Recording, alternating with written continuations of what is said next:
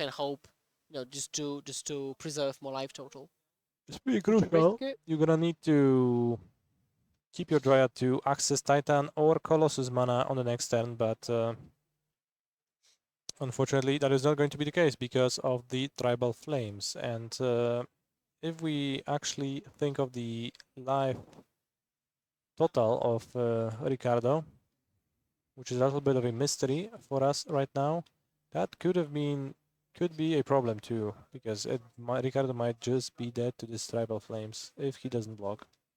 Yeah, we'll update life total soon enough to make sure that we are all on the same page.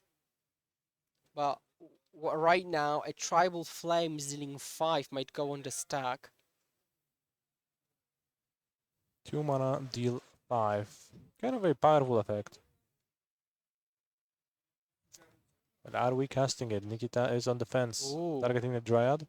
Yeah, so not even giving the option to block, making it much easier to play out. Attack you 2, 3, 4, 5, 6, it seems, down to 5, dead to another Tribal Flames.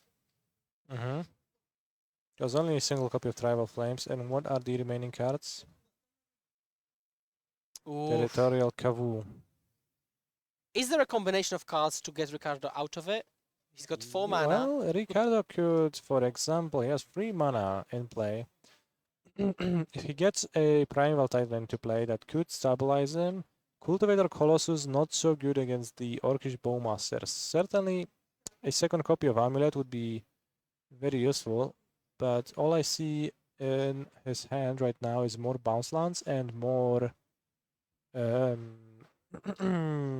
Summoner's Pacts, which, alright, we see being cast. Grazer, Pact for Grazer is a classic. Yeah, classic. It gets you up a mana, right? Because you spent 1 on the Grazer, but they get a bounce land untapped in return. So basically, you're pacting to be +1 and a blocker.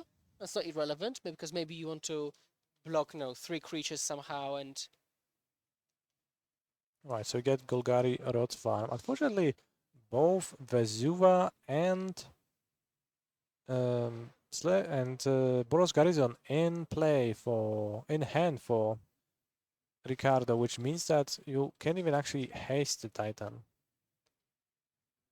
okay, so what do as you far find? as far as survival goes, well, if there's nothing, you can block the Kavu with the Titan, you can block the army with the Grazer, and you actually take 4 damage. You go down to 1. So as things currently stand, Ricardo is alive. Okay, so I'll give you a line and you tell me what you think, okay? Okay. So Primeval Titan resolves and I find Radiant Fountain and Vesuva. Ooh, that does not work. Partially because Vesuva is in Ricardo's hand, but even nonetheless, that wouldn't have worked because of the fact that Vesuva couldn't copy the Radiant Fountain when it enters the battlefield at the same time as it. It would not be on the battlefield yet, ready to be copied, so that just does not function as a line. Yes, so I can see you are sharp. You couldn't. Yep. I couldn't trap you in my nuanced question. Exactly. Not everyone chooses to play Radiant Fountain nowadays, so it's a pretty good choice on pretty nice for Ricardo right now to have access to the fountain gain, that little bit extra life gain. It's gonna make it easier to survive. And also searching up a Mycosynth Garden is pretty nice line. Ricardo is gonna copy his Amulet of Vigor, presumably, to have access to a very explosive turn on the next turn, because he's gonna need something explosive. He's gonna need something big if he survives. And Nikita just drawing a fetch land, a dead draw. We could see an attack with the Kavu, discarding a land to draw something useful. Yeah, so from what you're saying, I would say that the Amulet player is really playing pretty well. They seem to know exactly what they're doing. Yes, I agree, and I think Ricardo is favored right now. With the Titan surviving and getting to untap with the Titan double Amulet, that's just like a position where you don't often lose from. The Bowmasters are gonna be a little bit of an issue, but now we really have to remember that there is a pact to be paid. Yes. So this factors into the calculations. But if you have double amulet, a single bounce land makes a ton of mana already. Attack in with everything. Cavu trigger. Alright, we are Discard fetch, discarding a forest. forest and drawing a Ooh. lightning bolt. Is that enough? I believe it's gonna be 1, 2, 3, 4. It is exactly enough. Wow. Well, yeah, it's Lightning 4 bolt coming through. for lethal is gonna probably finish the game. Wow. What a clutch top deck by Nikita, Domain Zoo player. Yeah. Right, so Ricardo is still figuring out the blocks, but oh, what? Oh, he said he hasn't finished blocking, I assume. Yeah, he's blocking here, blocking there. Could block the Ragavan to prevent our cards being stolen. We take 4. Yeah, so you resolve the damage first to make sure that the opponent is at that low life total, and then you say, okay, kill ya. Yep. 3 life. Bolt you. And I saw their hands flipped into the air. And we have got this game wrapped up. Domain Zoo up a game on the play. Yeah, really crucial stubborn denial early in the game, stopping the acceleration of Ricardo, just setting him back into the Stone Age, I would say. That's a really nice phrase. Although it's not literal, it's just metaphorically speaking. Yeah, literally to Stone Age. So now they're going to sideboarding. So as the Titan player, do you want to more approach it from an aggression standpoint, kind of try to combo the opponent out, or maybe side in stuff like dismembers to get rid of the opposing threats? You could, yeah. So like the more important aspect would be what is like vulnerable in your amulet deck. What do you want to get rid of? And we are seeing Ricardo pulling out his Cultivator Colossus and maybe a few extra cards, deciding he doesn't need the top end like that. He is just trying to he's probably gonna be trying to bring some extra interaction in his deck and be able to wrangle with the early clock and then take over with the primeval titans, which Nikita's deck doesn't really have great ways to deal with, right? Just like leyline binding is the traditional way, but that's really vulnerable to Boseiju, which primeval titan can often grab, so it's rarely going to work out the way you would like it to. Would you purposefully add even more Boseijus in the post board games? Because these decks typically play more copies in the sideboard. Yeah, I could see that. Yeah, okay. We I might could see see that. some weird situations where leyline binding holds a key creature and then you unlock it at your at the most opportune moment to then catch the opponent off guard, and it cannot be stubborn denialed because it is not a spell, it's an ability. It still goes through the stack though, and we see Chain to the Rock sided in, which is another card vulnerable to Boseiju. Interesting choice. It is a removal spell that can Like take take Dryad care early, of right? the Dryad or the Titan, let you attack for that.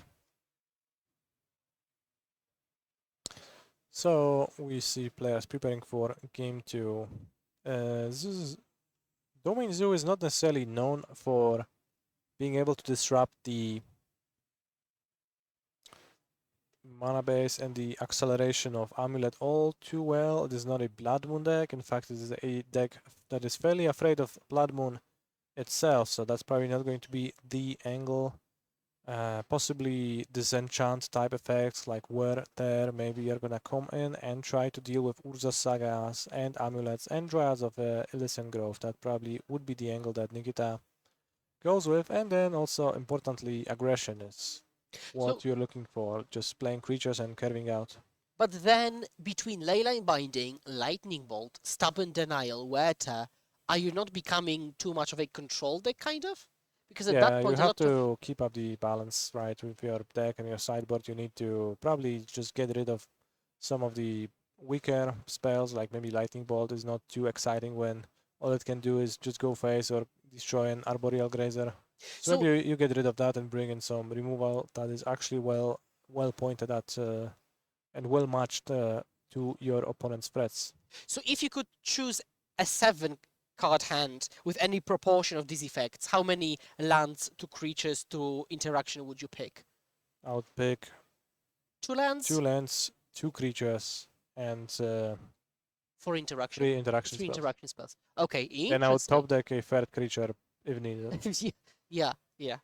Okay, interesting. So even more interaction than the threats. Assuming you would play like a Delver style game, probably establish an early threat and then back it up with interaction. Yeah, that sounds like the plan. Yeah, so we'll see if that materializes. I can see Kavu, Leyline Binding, Nakato, Ragavan, Scion of Draco, Chain to the Rocks, and a Temple Garden. That doesn't look like a keep to me.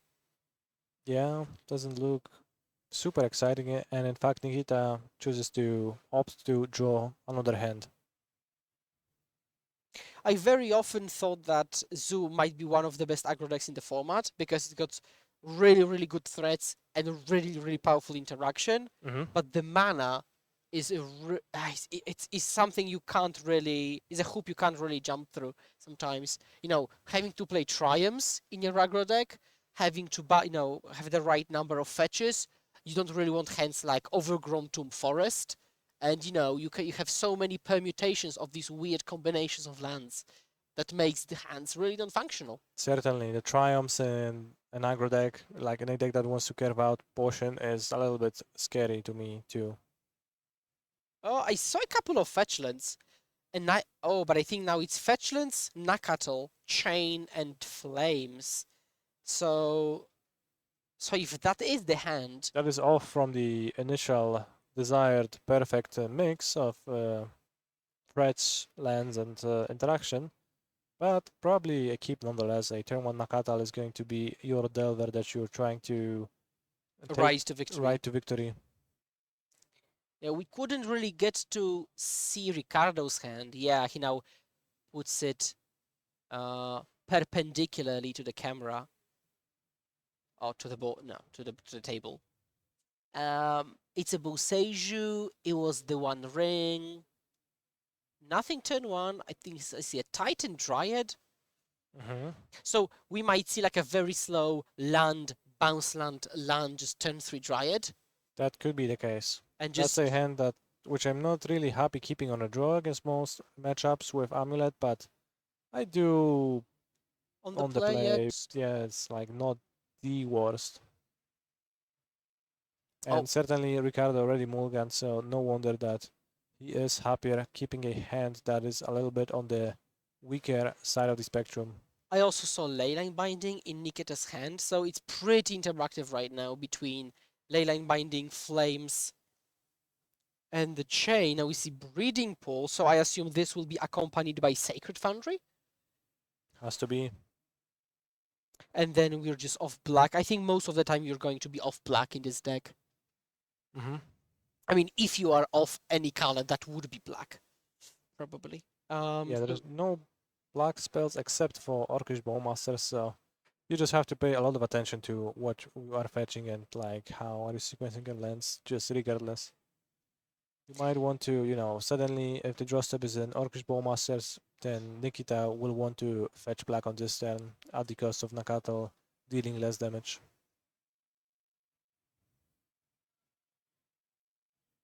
Yes, I think the Ragavan was the pickup. So if you do have access to Sacred Foundry, what's the logic you would go through when you have to decide whether to deploy Ragavan or make it super, super very fast Ragavan this turn? I would look at my hand and I would look at how much mana do I expect to want to be spending on the future turns, and then just see if it's possible for me to just keep dashing this Ragavan every turn. If it's not possible, then I would just like to play my Ragavan and then spend my mana on my other spells. But since I will be making land drops and I don't have many cards that I want to immediately deploy, and I don't have cards that I want to deploy over the Ragavan, I probably just keep dashing Ragavan in Nikita's position. So we'll see what Nikita will do. Oh, and we do see a blisteringly fast monkey into the red zone, attack you for 5, trigger, get rid of Dryad, make a treasure. Now this treasure doesn't actually do anything because Leyline Binding costs 2 and there is nothing else in hand that could be played, but now this Dryad It's is gonna be not staying useful alive. in the future turns, yeah. At least getting the value out of the land drop, but well, this might be enough, right? Because you're just going up the chain until you hit Primeval Titan, and if Nikita doesn't have proper clock, Yeah, Ricardo has a great oof. play on the next turn with the One Ring, so he has a play that he can make on the next turn, regardless of whether the Dryad survives or not. So that's mostly fine with him. Yeah, and Siweta being the pickup for Nikita, so it can destroy an artifact, destroy an enchantment, or both, because it has the fuse ability. One of key things to remember is that not all split cards have fuse. So, for example, you can't fire End Ice your opponent, Yeah. while you can wear End Tear. Yeah, not this time because there is just one target in play Yeah. though, so. You could, for example, destroy Amulet and Dryad, which could be a proper blowout. Mm-hmm. So yeah, thinking through his option, he's got multiple different pieces of removal. So while you can think it's just a wash, just remove the Dryad, it can actually come up. And it's important to decide which removals you want to use in what situation. So in I this agree. case, which one would you have chosen? Werta, Chain, Tribal, or Binding? So many choices. Well, Werther seems like the most specific removal spell that deals with the least wide wealth of options. For example, like the only thing that Werther can take care of that is not possible to be taken care of by all of the other cards, all of the other interaction pieces in Nikita's hand would be an Urza's Saga. So he's probably happy spending the Werther and keeping, Tribal Flames to just go face, or Leyline Binding to bind to One Ring, or a Primal Titan, or Chain to the Rocks to just deal with any creature. And now we'll see a spell plate we do, and we see Leyline, we see the One Ring that is soon going to be Leyline bound. But also a heads up, play Boseju, leave it untapped. Make sure that I do not get got by Stubborn Denial, Stubborn yeah. Denial once again. Now, I wouldn't be surprised if the One Ring was mainly just just 4 mana, gain 5 life, just prevent one combat from happening. Yeah. Because now you've got 6 mana, you can start jamming Titan. Yep. Now we've got a fetch. In response to the fetch, you could activate the One Ring to make sure you draw and there is no Leyline Binding. So that's something I probably would have done. Yeah, well, that depends. Do you even want to draw with the ring? It is not so obvious to me. Because you might want to not use it at all. You might want to preserve your life total as hard as you can, and you might think that your hand offers enough value to take over the game, which might be true. If a Primal Titan drops on the next turn, then, it very well might just dominate. In this situation, when you can't really combo with amulet with the Titan, you don't have an amulet. What do you find in such spots where you kind of need to stabilize and then take over later? Do you go like Radiant Fountain Bounceland? Yeah, Radiant Fountain Bounceland is an option if you want to just gain life and stabilize a little bit harder. Another option is to get Tolaria West and maybe Bounceland, maybe some other accompanying land. Yep. That way you guarantee that you can use Tolaria West to transmute for another pact in the future and be more stable. Seems like Ricardo was interested in using the One Ring, just did it end of turn. Yep. But we also don't see a Leyline Binding. Yep. Seems like Leyline Binding wants, Nikita wants to save the Leyline Binding to deal with the Titans, deal damage, Okay, activate again. then just probably win with his Tribal Flames.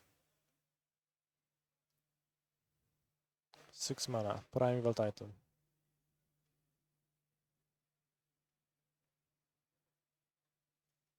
Does that resolve? Yes, no issues on the end. Trigger. So let's see if our speculation is true. So get Boros Garrison and Radiant Fountain. We gain 2 life. We pick up probably the Radiant Fountain and just replay it. That way, Ricardo goes to 13 life with a 2-ring counter, or rather 2 counter ring in play. And we also interweave another Grazer into that, which is very convenient and makes it easier to block the creatures and survive.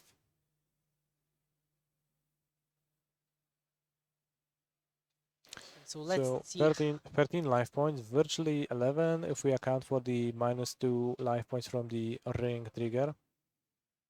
And we pass a turn. Now Nikita is thinking, Yeah, what is my move right now? there is a lot of toughness blocking all the potential attacks. So, yeah, tough spot. Leyline Binding on a Titan is really scary. So is Chain to the Rocks. Like, that will mean that a Boseiju next turn can punish you very hard. So you might want to try to avoid that. But off the top, we see a Scion of Kavu. It's not very helpful now. And all of the Titan removal is just, enchantments. That's really, really rough, actually. Yeah, this situation is rough overall. We've got Sacred Foundry tap, play Chain, Chain the Titan onto the Sacred Foundry. So, okay, another trick question. What would happen if I Boseiju Sacred Foundry, not the Chain? Well, Chain to the Rocks no longer has the rocks to be chained towards, and it falls off straight to the graveyard as an aura that is not enchanted with to a legal target. So, which basically means that the Titan would come back. Yep.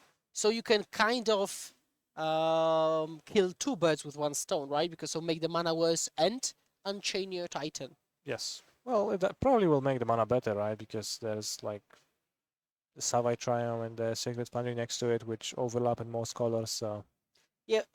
So I was thinking about turning a 2-color land into. Oh, because they could find another Triumph, for example. Okay, yes, that's yes. right. That's right. It will not ramp your opponents, so that is beneficial. And we see a engineered explosives. Interesting. Ooh, so EE on 1 would get rid of plenty of cards on the battlefield, including The the Titan, Grazer. or rather freeing up the Titan. So that certainly sounds viable. Okay, we've got Pact. Find a Titan. Well, that's or not.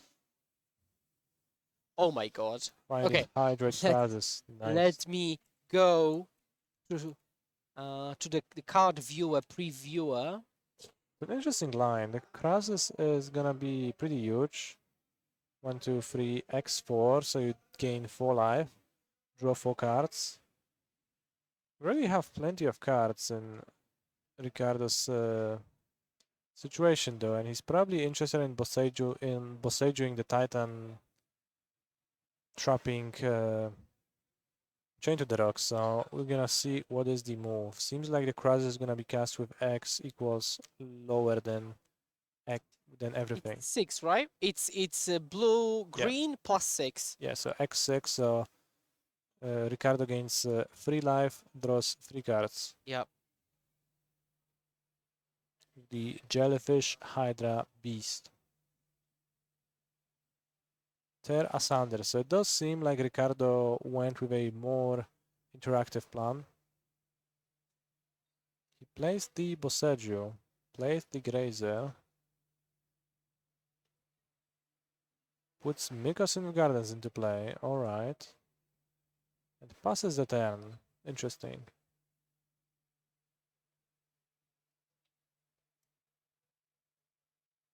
Now we are not tapping the last 2 mana, we were just changing the position of our lands. So Nikita untaps. Yep. We have a Tribal Flames and a Leyline Binding ready. Crucially, all the lands are tapped to the left and the 1 ring tapped to the right. That's my expertise on the current situation. Okay, good point. So Leyline Binding pays 1 mana, but it does not have the converted mana cost of 1, so doesn't walk into a future potential EE. Let's get rid of the 6/6 Hydroid Crisis. I'm happy that chat also appreciates. All right, so the Krasis is gone. Yeah, now I hope nobody in chat can unsee the tapping. Okay, so Crisis is taken. Now, if you destroy the Leyline Binding with a Boseiju, the Crisis would come back, but then immediately die. So that's not something you want to do. And now in combat, cheeky Boseiju unlock the thing that's under. So you could say that when Nikita cast Leyline Binding and targeted Hydroid Krasis, you could say that was Krasis averted. Oh. Okay. You could say that, but you can. You don't need to. I wouldn't, Yeah, but I okay. could. Another case. Okay, so you've got a 6/6 Hydroid Crisis, and the opponent says Leyline Binding it, and you say, wait. In response to the trigger, Boseiju the Binding. What happens? That would mean that the Krasis never gets exiled, and it never get. It just stays there with the size that it used to be. Yep. So that's another thing to remember. So now Nikita has not much else. What is the last third card in his hand? There's a there is Tribal Fight. There's something green, I think. Wooded Foothills and the last mystery card. But Ragavan? But yeah, Nikita really wants to play this out until the bitter end. Yeah, so you're gonna target the Titan. Maybe the Titan blocked a creature. Yeah, kill of the Titan. Yep. Okay. Now we will have the pact trigger, right? This is the turn for the pact trigger. Yes, there was a pact, Summoner's Pact, that did fetch a Titan last turn. Or actually the Hydroid Crisis. Oh, sorry, yeah, Crisis in the end, yeah. So let's see if that's accounted for. Yeah, he didn't untap 4 mana, so that indicates the payage. Take the draw. Draw 4 more. That is plenty of cards. Pact, Forest. Now they've got 18 minutes in the round, and if the Titan play is the one who wins this one, and that's what I would presume, then they this will seems have to like be over because we see that Nikita is empty-handed, so we just go. We are just fetching a Dryad of Elysian Grove. This Primeval Titan is going to fetch a pair of Valakuts, which equals a lot of damage, and then a follow-up land is going to finish the game. Yep, it equals roughly lethal, and so Nikita scoops them up and moves on. Oh, I think it's way more than lethal. That's like my favorite part of playing Amulet is when you have those very long combo turns and you summon multiple Titans just kind of for the sake of it. Sometimes you don't need to, but you know, it's technically a better play to get 3 Titans into play than it is to get a single Titan into play. Then you finally go onto the combat to attack with them, and they don't even ever get to hit your opponent because your opponent is long dead before half of your Valakut triggers resolve in combat. That is true. But we could I just find it kind of funny and endearing in a way how it happens this way. We could philosophically argue that there isn't such a thing like more than lethal, because if I ask you, is 100 damage lethal, you would say yes. Yes. So we might argue that there isn't more than lethal. Yeah, it's just lethal or not. You're absolutely correct. Yeah. So now I did misspeak. Yeah, I apologize for misrepresenting my position because I guess not even my position, but reality rather. Yeah. Now players are shuffling up, and they will very quickly present the decks. Game 3, 16 minutes on the clock. Amulet Titan on the draw against Domain Zoo on the play. Would you say that on the play, when you're the Zoo player, the ratio which we had spoken about changes?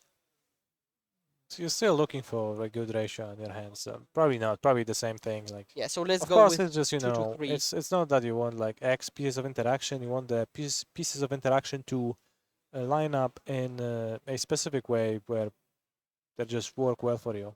Although I guess if you could choose, I would just say I want 4 tribal flames in a row after I play my Ragavan into my Kavu, then I'm just fine drawing Tribal Flames for the rest of the game. Would There's just that so be much would that be damage. enough though? Because even in that hand, would that be enough? Because you still play one flames a turn, right? It would. I'm pretty sure it would. If you cast 4 of them, that's 20 damage. Like it's just This is 5, true. 10, 15, And 20. then That is 20. enough. Like Right. yeah, And Ricardo starts the game at 20, coincidentally. yeah. So that matches up All pretty right, there well. is a Ragavan for Nikita. What else do we see? A Windswept Heath. A Savai Triumph. And the chat very, very correctly points out that Amulet has indeed remained tier 1 or 0 through various eras of Magic, right? Just factually true. Okay, so now thinking, yeah, Flooded Strand. 15 minutes still on the clock. That hasn't changed much. I think they will finish pretty easily within that time frame. Yeah, that seems like an extremely reasonable amount of time to finish a match of Magic with in.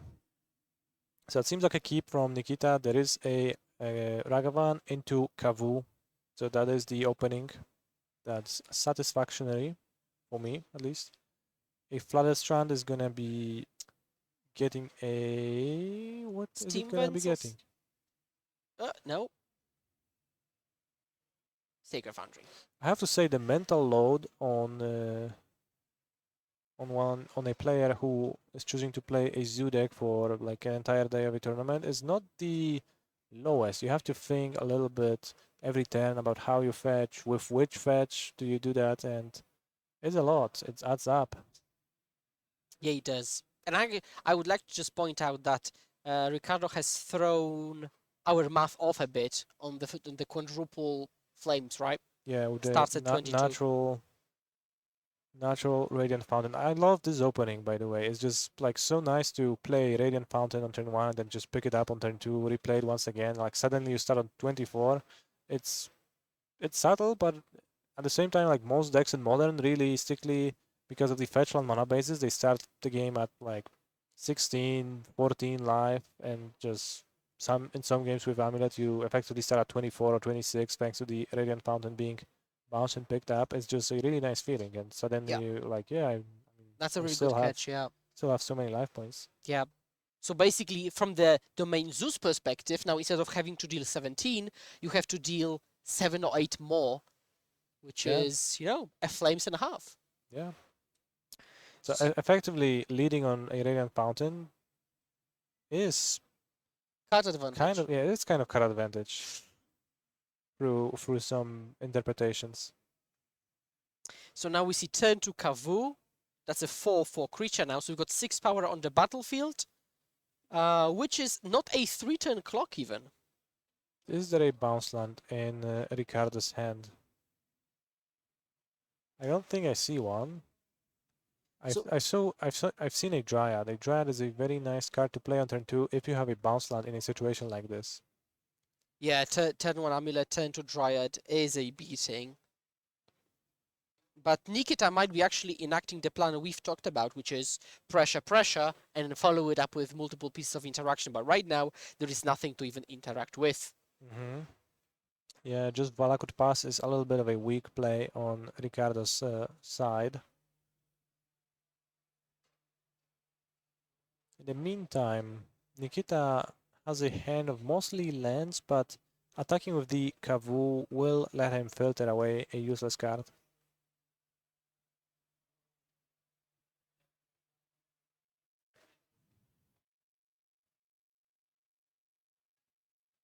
Okay, so go to combat. Turn them sideways to the right, no less. This Trigger. card Savai Triumph, so as we were like talking about the comparisons you can make to plays and Radiant Fountain being card advantage, the Kavu attack effectively was a Black Lotus right now as Nikita cycled the Savai Triumph for 0 mana instead of paying 3. Even, yep, you could say that, yes. And then if we actually describe this whole game in that manner, that could be a really fun exercise, yeah. With the questionable use of the word fun. Yes, yes. Yes, someone in chat asked, is Ragavan unbanned in Legacy? Well, it's only legal at Legacy's events. It is currently Wink, played wink. at Legacy's event. It's not played in the format of Legacy, which is a difference, as Legacy is the tournament organizer of the tournament series that we are watching right now unfolding before our eyes. And we see Vesuva exiled with Ragavan. How big of a deal that is? It's a little bit of a deal. It's certainly not nothing, but it's unlikely to be game losing. Oh wow, that's really aggressive. Nishoba immediately flame you. Well, Ricardo is on the back foot here. Yeah, it seems rough. Maybe engineering explosives and a bounce line would be pretty okay, but I don't think. Okay, there is a Gruul Turf in Ricardo's hand. That is a start, but how is he gonna finish? I wonder. If he wants to enact the game plan from game one, which is doing nothing and then dying, it might be difficult to come back from this position. Well, yeah. Okay, counting the damage. And I think he comes to the conclusion that it's lethal. We also know about the presence of the second tribal flames, which just makes it really hard to put up any resistance that survived. So to combo off, Ricardo would need a second amulet, which he currently does not have access to, which could be an issue and a problem.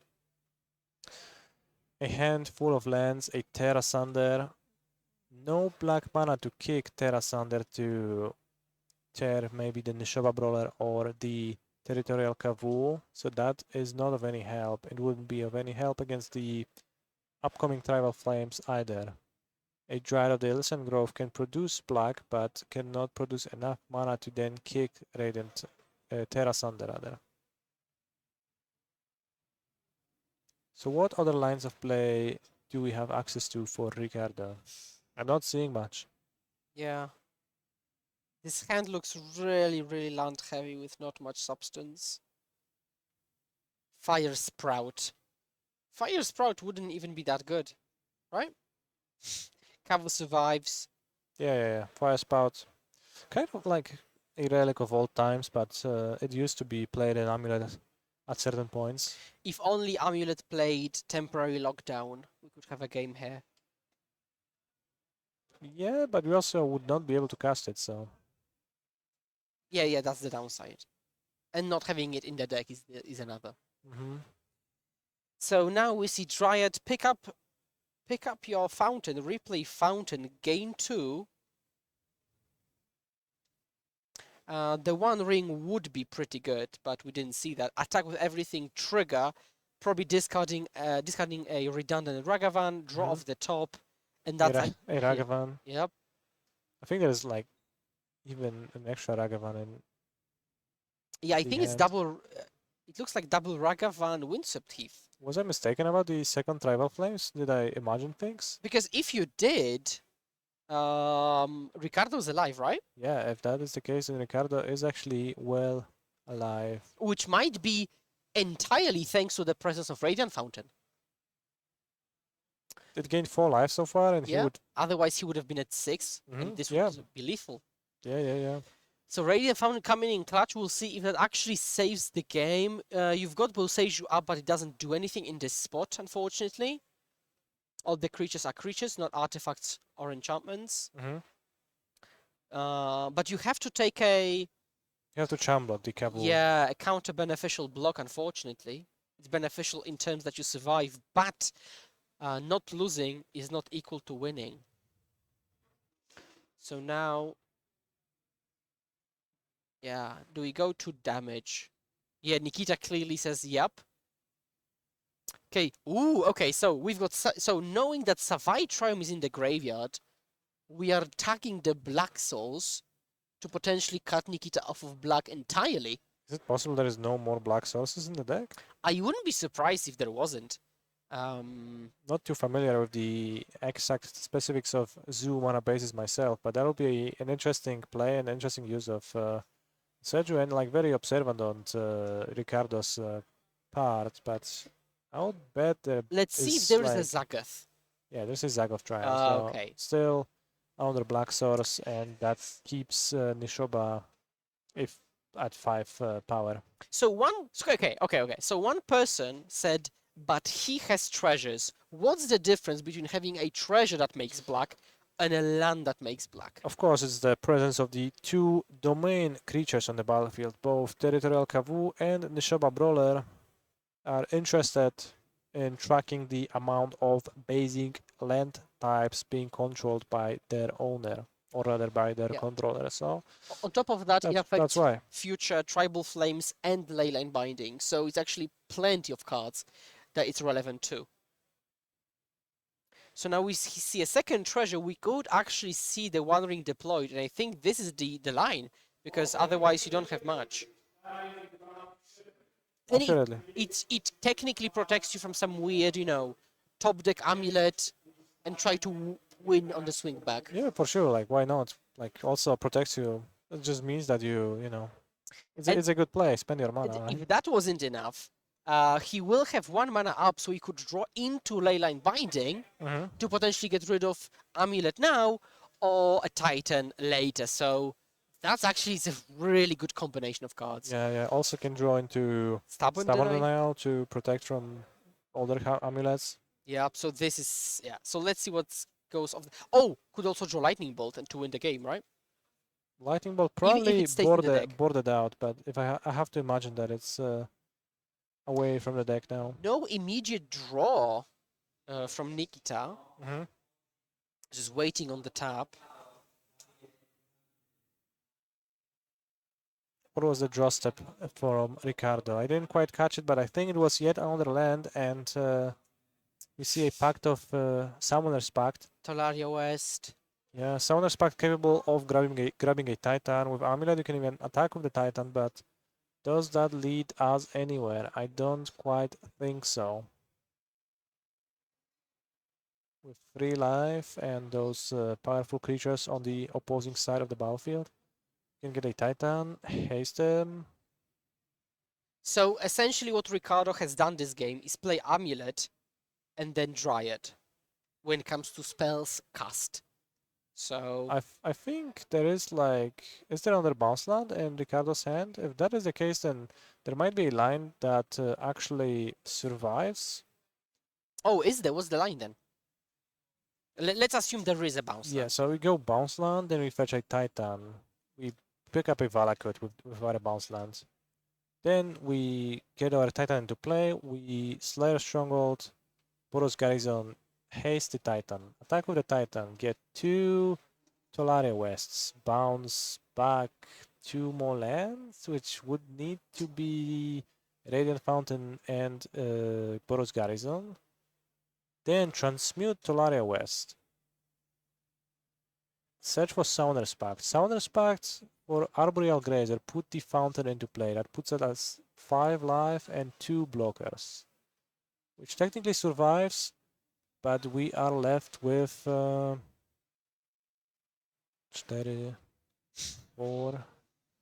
I'm not quite sure we can pay for the pacts if we do that, because we would need to pay for 2 pacts. Instead, we're going with Dryad of Elysian Grove, so a different plan is forming.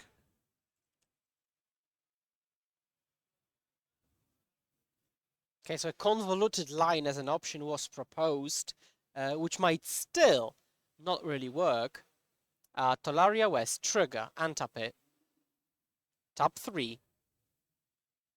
Play the Dryad. Yeah. Now we have access to any mana.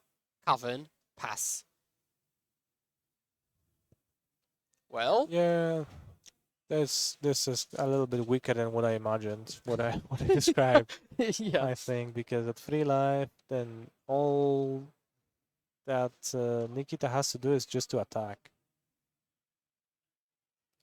And I think that's a line that's relatively easy to come up with. I think Tribal Flames was the pickup. Yeah, now I see another Tribal Flames, this time for real. This time I'm not imagining this Tribal Flames, so And just pre-combat flames face. you. Yes. And GG is called. Nikita takes it down 2-1. Domain Zoo and 6-1. Oh, we've got the premier aggro deck really climbing the ranks, and Uh-huh. with just 1 minute left in the round, and that concludes round that many, and we will happily pass it over to Martin and Filipa. Yeah, really exciting games. Amulet, I'll be honest, I expected just a few more game actions from that deck, and I think so did you. I mean, Amulet has a wide range. Sometimes those games happen when you kind of fail to ramp properly or you get disrupted and your deck looks fairly unimpressive, but then sometimes you have those games where you just pop off on turn 2 and win with 3 amulets and 2 titans and a cultivator colossus. That's that's what I live for when playing amulets, and Ricardo has gotten the other end of the stick in the match we have just observed. He still drops down to XN2, so he can very easily day to this event anyways. So it's really important to keep your morale pretty high and just march on. So yeah, thanks everyone for tuning in for round 7 of LMS Sofia, and we will see you round 8.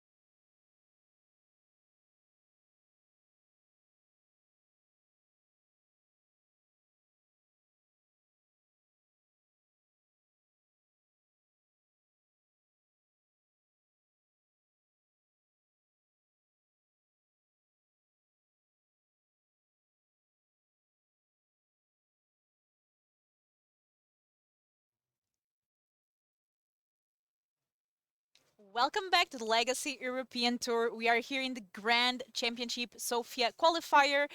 We have almost 300 players battling to make day 2. Top 64 will make it. That can be some 6 entries maybe. It will depend on the tiebreakers. But for sure, some of the 6 trees will make it into day 2 and only 2 more rounds to go.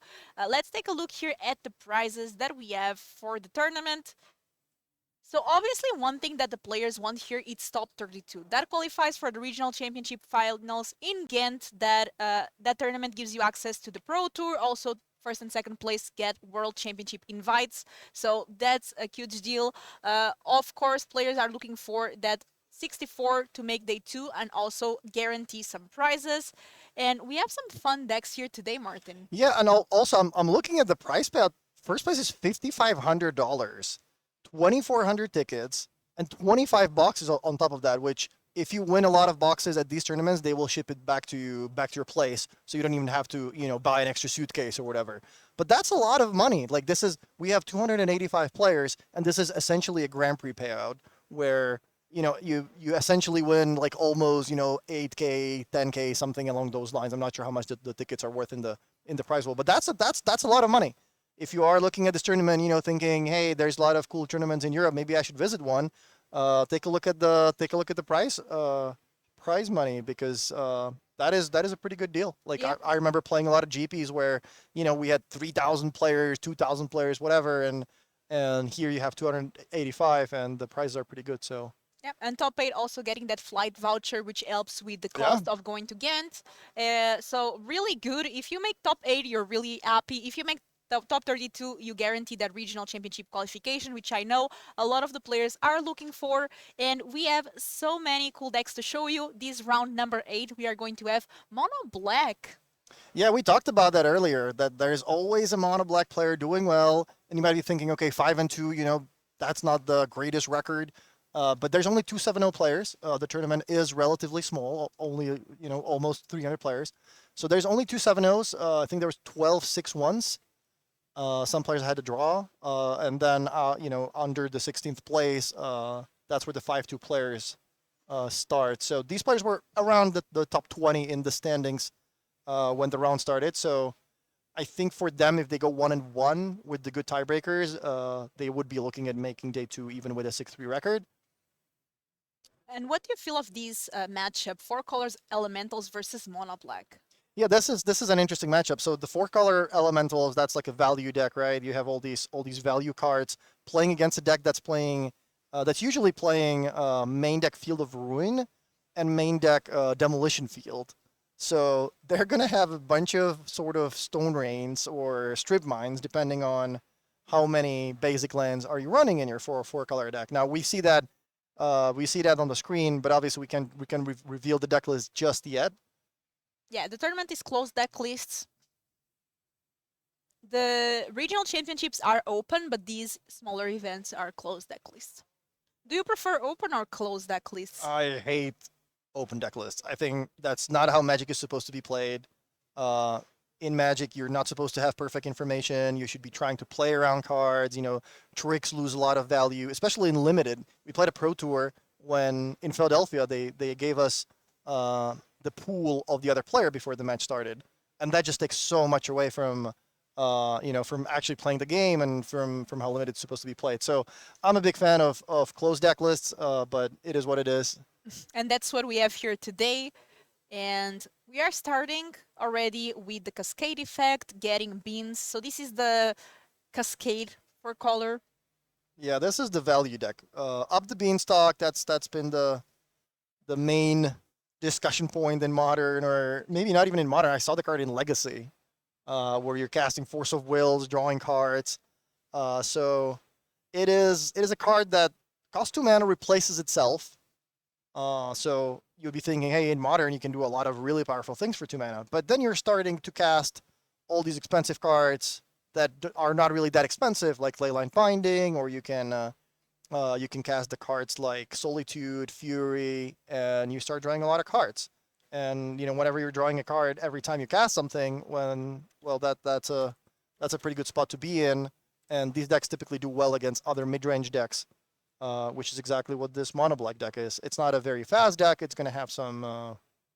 It's gonna have some disruption, some hand disruption. It's gonna have some land disruption. So we already see a Field of Ruin and Demolition Field on the battlefield, but it's gonna be a question of how many basic lands are there in Nicolo's deck. Yeah, some of these decks don't run a lot, and we see here Orcish Bowmaster starting to deal some damage, create some tokens. So we are amassing 2, dealing 2 damage to the Shardless Agent, and we already have 2 beans on the battlefield. And let us know, Twitch chat, do you think Up the Beanstalk is worth the hype or not? I'm curious to see if you think it's just one of those hype cards that it's going to eventually be played less, or if it's actually worth all the hype that it's getting. Fairly recent card from Wilds of Eldraines. Yeah, I think it depends on the metagame a lot. If there is a lot of mid-range decks, if there's a lot of slow decks that are taking their time to really do their thing, then this is a great place to be. You're going to be drawing more cards than the opponent. You have a lot of relatively cheap interaction in the form of Fury and Solitude. You have Omnath that can gain you some life back. You have a lot of ways to draw cards. Oh, and we start. Let's see. Basic land. Does Nicola run basics? I mean, I'm assuming a couple. He must run. Yeah, so we have a plane there. One thing is that usually Mono Black plays Shieldred. Shieldred is going to punish so much Nicola for drawing cards, but there's one card called Leyline Binding that works amazing in just exiling Shieldred. Yeah, you're right. And you mentioned earlier that Up the Beanstalk is not a May ability. Nope. Whenever you cast a spell with mana value 5 or greater, you have to draw a card. So Yep. if you are staring down a Shieldred on the other side of the battlefield, then casting 5 mana cards suddenly not as exciting anymore. Also, we see some Bowmasters in play. So, but Bowmaster is gone. So we just have the Amass token now. I like the value cards that this deck gets to run. Like obviously Beanstalk is the best card when it comes to drawing more, but you also have Fire Ice that can be a 2/1. It can slow down the opponent, to make sure they don't get to cast their Cascade spell on turn 3. It buys you an extra turn. You can play something like a Teferi yourself on the 3rd turn. So a deck with a lot of like nice kind of value cards that just comes together really nicely. And I think Up the Beanstalk really added like a lot of extra power into the deck, because this was a deck already. This was a 4-color, 5-color Omnath already, doing pretty well in Modern. But I think now with Up the Beanstalk, the deck is even better. Yeah, and the Cascade inclusion to guarantee that you get that Beanstalk is also really Yeah. brilliant. So there's a couple of coffers. Upkeep, tap your land. Okay, we have another Field of Ruin. So right now we have a coffers and 3 swamps, right?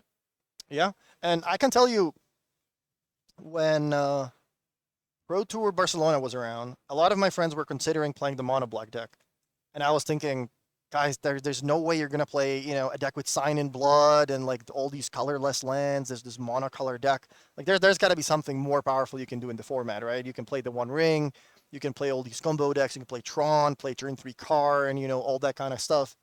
But the deck is seriously pretty reasonable. It does put up decent results, and even if it wouldn't be my first choice, it is always up there. There's always at least 1 or 2 players somewhere in the top 16. Always at least European tournaments. I'm not sure if this is a popular deck online or in the US as well, but it has been doing pretty well at the Legacy events.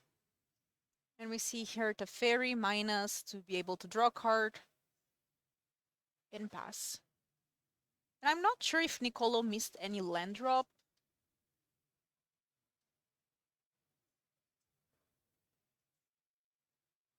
One Ring. So another good addition for this deck. I feel like One Ring fits in every deck. Yeah, that's the thing. Yeah, you kind of get to play it in every deck.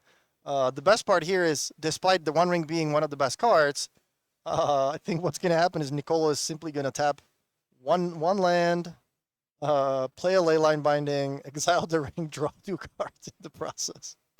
So we are going to have the Omnath now. Okay, there's a land now. think there's a Bloodbraid Elf in hand as well. So So we're- lands, fetch lands working particularly well with Omnath. Yep, so we are able to first gain 4 life, then when we fetch and get the second land of the turn, we are going to be able to get 4 mana. Yes, I think if Nicola wants, he's going to be able to cast that Bloodbraid Elf this turn, which is going to cascade into either a Shardless Agent or another Teferi.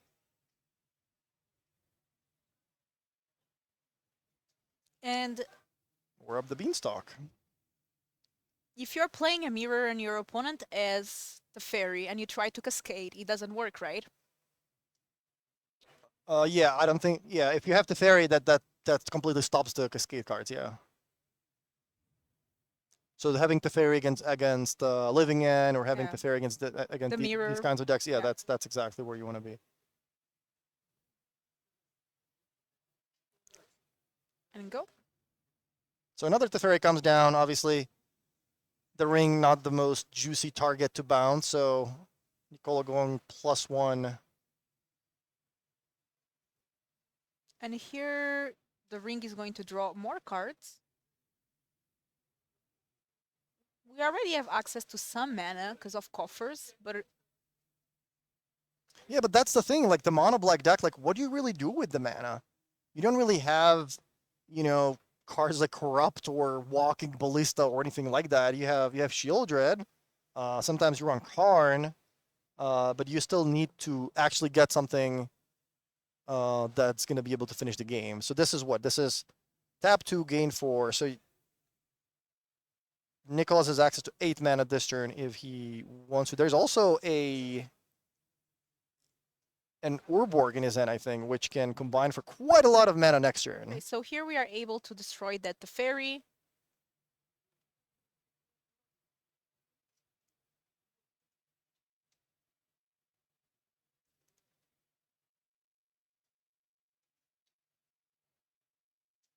This is a Blood Chief's Thirst.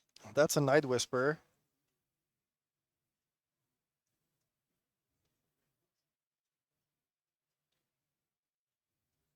Okay, so Nicholas was able to kind of sort of clear the other side of the board, not completely. Obviously, there's still the 2 up the Beanstalks, which are going to start drawing more cards for Nicolo, and there's also the Bloodbraid Elf.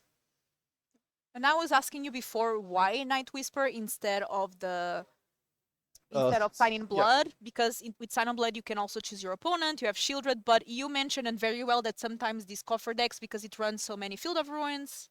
Yeah, this I guess has usually 4 copies of Field of Ruin, 4 copies of Demolition Field, and a bunch of couple of coffers on top of that. So it's not always that you have turn 2 double Black Source, and for that reason, I think these decks are choosing sometimes to play Night's Whisper over Sign in Blood.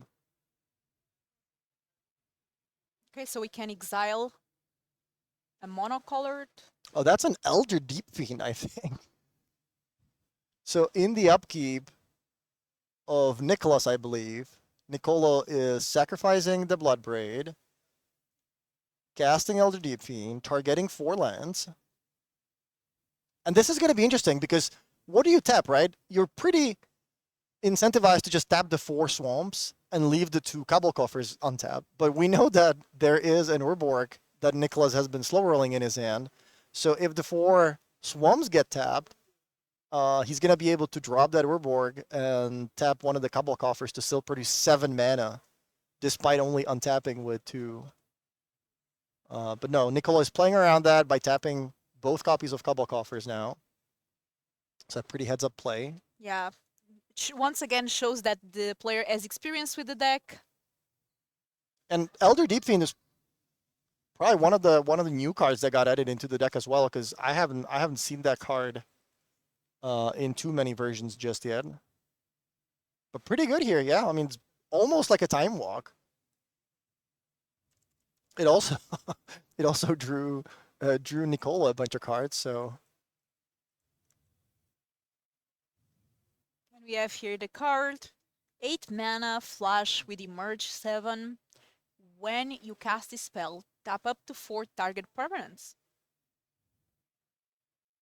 And both players are drawing a lot of cards, but neither player really has anything in play that would start attacking the other player or start, putting really a lot of pressure on them. Both players have a lot of removal spells. Both players have a lot of ways to deal with permanents on the other side of the board, and both players are drawing 3 or more cards a turn. Looks like both decks really reactive. So this is going to be interesting to see who's going to be able to come out on top. Like, who's going to have the bigger cards. Usually I would say the deck with 3 beanstalks on the board, but we saw that Nicholas also been able to do a lot of cool stuff with this Coffers deck. Omnath, drawing. Yeah, so let's see here. Does Nicola have a fetch land to trigger the Omnath? Crack it. Yeah, there it is. So +4 life. That looks like a flooded strand to me. Crack it. Get 4 extra mana. Get 4 extra mana. That's a possibility. But does he have something to cast? See a lot of lands. There's another see another Omnath, yeah. Teferi, Fury. I think that's a Lorien revealed.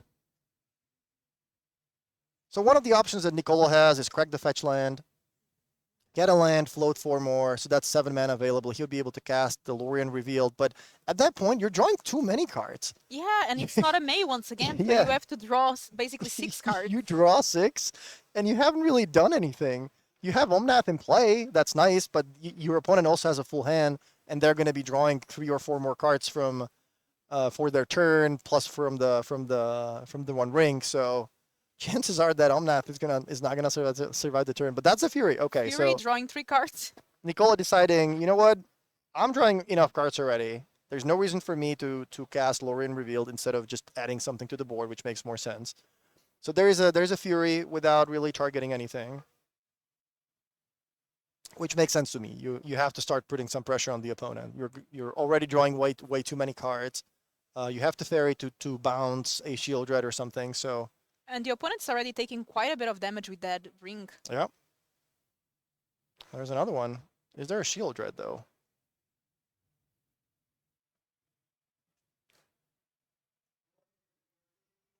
So how much mana does Nicholas have access to? 4, 5, 6, 7, 8. So that's 4 for 16, 19 mana available. That's no Nykthos needed. Yeah, despite drawing all the cards, Nicola hasn't found a Leyline Binding yet to deal with the One threat, Ring. Yeah. Especially if a Shieldred enters the battlefield, Nicola will want that binding to be Wow. available. That's a Sundering Titan. That is gonna be a nice turn for Nicholas here. With all the mana available, using Cabal Coffers in combination with Urborg, plays a Karn, gets a Sundering Titan out of the sideboard, and he says, you know what? Five times Strip Mine you. You can go on top with your 2 lands. That is brutal. Coffer more like Ponza. Yeah, I'll be honest, this mono black deck really doesn't look that threatening when you look at the cards. You're thinking, yeah, I mean, Knight's Whispers, like, what are you doing? Why are you playing all these cards? And then they untap on turn 8 with 19 mana. And now good luck getting mana without Omnath. Yikes. Yeah, that was a very impressive turn for Nicholas. Really punishing Nicola there for playing 5 colors with that Sundering Titan.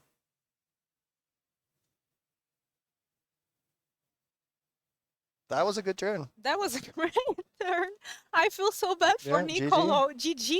Yeah, up the beanstalk, you can draw half your deck, but as it turns out, I'm still going to be able to And- destroy most of your lands. Before this match started, I thought this was going to be favored for the 4-color elementals. And I was thinking, how can mono black Coffers win? That's Yeah. a way. There you have it. Sideboard wise, what do you think might enter here from both players? So I would like to have some kind of counterspell, like Force of Negation. I'm not sure if that's a card that's already in the deck. I'm not sure how many blue cards there are, but there seems to be quite a few. Teferi, there is a Shardless Agent. Omnath is blue as well. Fire Eyes, Lorien Reveal. So if you want to fit in Force of Negation, you certainly can. So that'd be a card that I would like to bring in to counter the card, or one of those big cards, or the One Ring, for example. If my opponent wants to cast, Knight's Whispers and removal spells, that's fine. Oh yes, as somebody's mentioning in the chat, the deck actually plays Bloodbraid Elf now. So yeah, so no Force of Negation, actually. That makes sense. Maybe the sideboard strategy could be to board out Bloodbraid Elf and bring in the Force of Negation. So that could certainly be a thing. What other counter spells these decks typically play? I think Commandeer is a card that is sometimes in these decks' sideboards. But other than that, I'm not sure there is a whole lot you can bring in from the elemental sideboard. If you are the mono black player, you wanna have as many discard spells as possible to discard, their Up the Beanstalk, their Shardless Agent, all the Cascade cards, all the value cards. But the problem is that they just have too many. So I'm excited to see this match. Like, this game one was so intense, and I was not expecting that. And now we have the 4-color elemental on the play. We saw some Living End pilots before, yes. We saw a Living End win, but that was some rounds ago. Yeah, I ran into a friend last round who started 4-0. He's playing Living End, and he's like, "Hey, I ran into 2 unbeatable matchups." I'm like, "What's the matchup?" It's like, I played against 2 Trons, which you wouldn't think Tron is an unbeatable matchup, especially if they don't know what you're on, so they don't really mulligan into the Relic. But yeah, they have been playing 4 Relics lately, and they have always had it turn 1 in the first game. So that is quite a struggle if you do play against an opponent that has Relic in the first turn. Yeah, it's not easy to come back from that one, and that's the thing about a Living End. It's a great deck, but unfortunately doesn't resist that well to so much graveyard hate. If there was a best of 1 in Modern, I think Living End would be great. Yeah, if there was a best of 1 in Modern, all these combo decks would just be absolutely ridiculous because nobody would play Leyline against you or Rest in Peace or, counter spells out of the sideboard. So that'd be fun, yeah. Mill decks, I don't think we saw mill decks. I didn't see. Yeah, we wanted to feature a mill deck, but we didn't see any of on the top tables really. So we can take a look again next round, or if somebody makes day 2 with mill, but I don't think there was anyone I played mill like 2 weeks ago, and I felt like it's so strong against Tron and against Titan Amulet. But yeah, it certainly has a lot of good matchups. Yeah, it's a fun deck.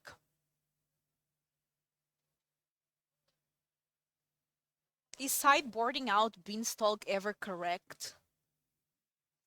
I mean, I don't think so.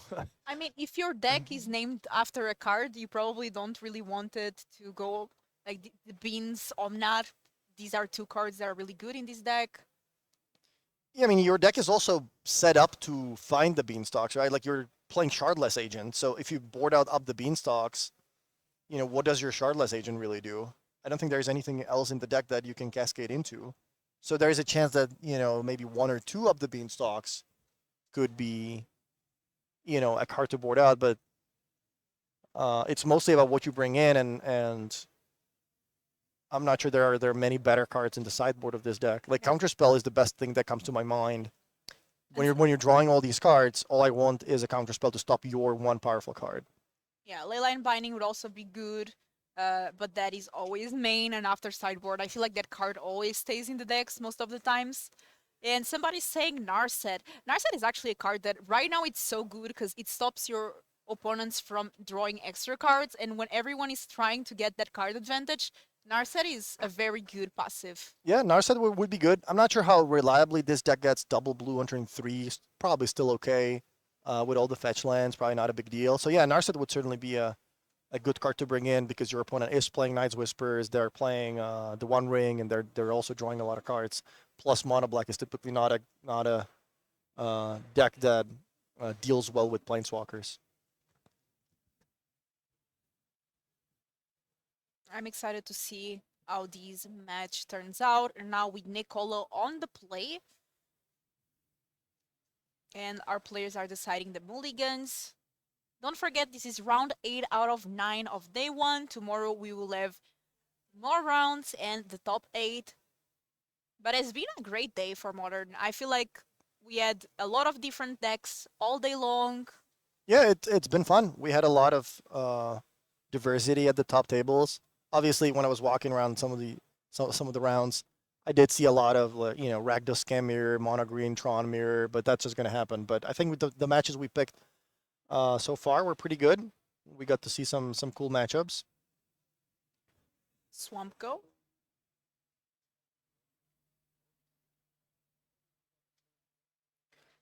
Land Go.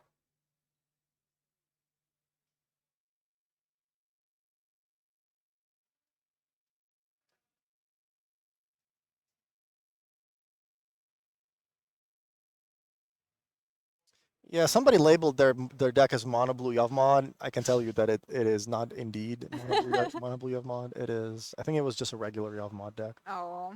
But it is weird to me that Melee even lets you pick that as a Option. as an archetype. Yeah, Because the Tenorak we understand because it's That's the the thing, first deck yeah. that appears. So it's like an honest mistake.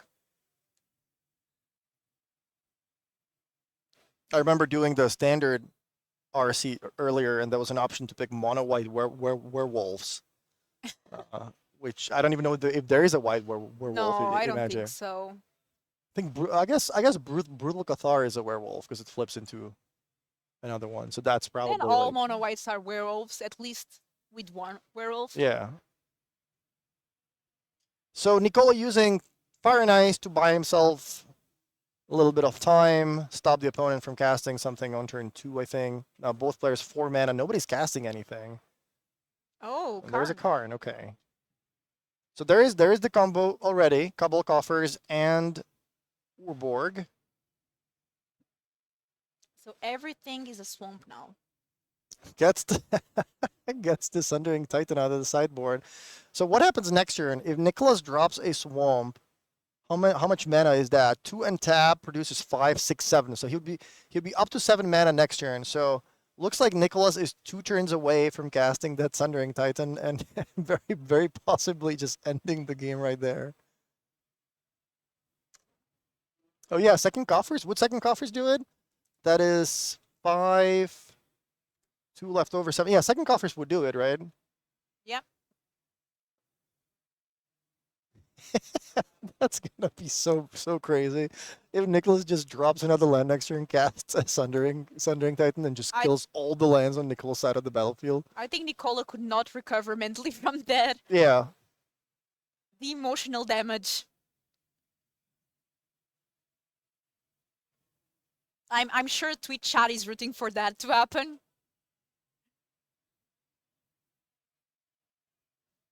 Yeah, the mono black that kind of just uses everybody's greed to, win games. Oh yeah, everybody's playing all these lands. Like everyone's trying to play 4 colors, 5 colors. Like I'm, maybe not playing enough basics. So it is kind of the fun police keeping things in check with all these Fields of Ruins and Thoughtseizes and Sundering Titans. Yeah, and we had there an endurance.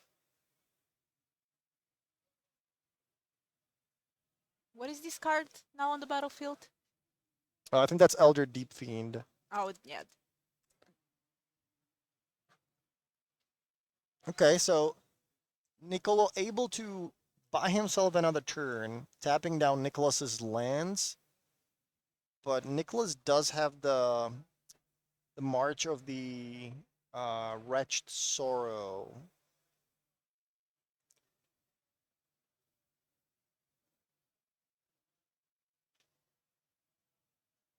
So he exiles a Phalopus. It's 5 mana. Exiles a Phalopus, so it deals 6. So that deals with the Elder Deep Fiend. And let's see what we are getting from. Yeah, that was Karn. that was a pretty important march because now the Deep Fiend can't kill the Karn. You don't really have that big card on the battlefield, and Nicholas shows the couple coffers, saying, "Hey, you have one more turn. Enjoy your lands because it'd be a real shame if something happened to them next turn." I mean, I'm not saying something will, but you know. I think there's a card in the Nicolos. I'm not sure if it's Commandeer. in Nicolo's hand. Could be Commandeer, but I think Commandeer only takes non-creature cards, right? Yeah, gain control of target non-creature spell. Yeah, so not useful here. Yeah, I'm not sure how much there is to do if you are playing the four-color deck about... You have to bait a counter spell or something. Fury the Karn. I guess the Fury stays on the board. Yeah, I'm not sure how much there is to do in general if you're playing the 4 or 5-color deck. Like, what kind of counterspell? You know, even if you could have Force of Negation and Commandeers, it doesn't matter. You would have to counter the Karn, I guess. But once they have the Sundering Titan, you're just kind of toast.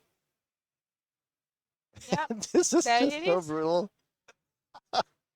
Okay. That leaves Nicola with 1 card on the battlefield. Oh no. And yeah, let's make it We 0. have removal. This is absolutely brutal. Okay. And Twitch is gonna chat, say, hey, how do you tap that fetch land for mana? There's Urborg on the Yeah. battlefield, so don't worry. There's Murderous Cut, I think. Getting the... It's a swamp. Because of Urbog. Nicola has 0 permanents, 2 cards in hand. He does have committee. Imagine if he had 3 cards in hand, they were all blue, and then the next spell Nicholas cast, the One Ring, would get commandeered. This for me has been the game of the day. Yeah, that's like the fatality. If you're playing one of those games where like you completely destroyed the opponent, they have nothing left. Yeah, I have no words. And now a Shili. Oh yeah. Must be nice to have all that mana and Draw cards. draw some more cards. I'm not even losing life because I have Shield Dread. Yeah, if you were wondering how Mono Black wins games, just like I was, this is how. People get greedy, they play all these 5-color mana bases. They don't have a lot of ways to deal with creature spells. There is all these commandeers, there are all these Force of Negations and whatnot, but turns out not a lot of these 4 and 5-color decks can actually deal with the Sundering Titan. Yeah, and I don't know what Nicolo is thinking to get out of this situation because I don't think there's much.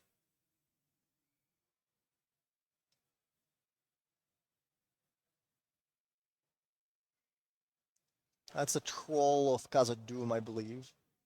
Yeah, I mean, if you look at this mono black deck, it plays a lot of really fair cards, but as it turns out, all you need is 1 card to access all the busted cards in your sideboard.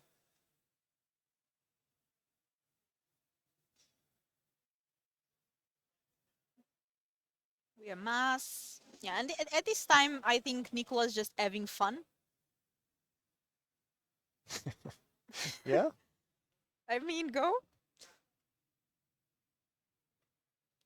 Okay, Wow. good game. 2-0 here for That is brutal. Nicolas with mono black coffers. There you have it. If you are thinking of playing a deck that would completely wreck these greedy mana bases, as it turns out, mono black is a viable option. Yep, that was quite the match here, but we are ready for our backup feature table. Selesnya Aggro versus Golgari Yagmoth. And what is this Selesnya Aggro deck? Yeah, the Celestia aggro should actually be Heliod Company. So that's a combo deck.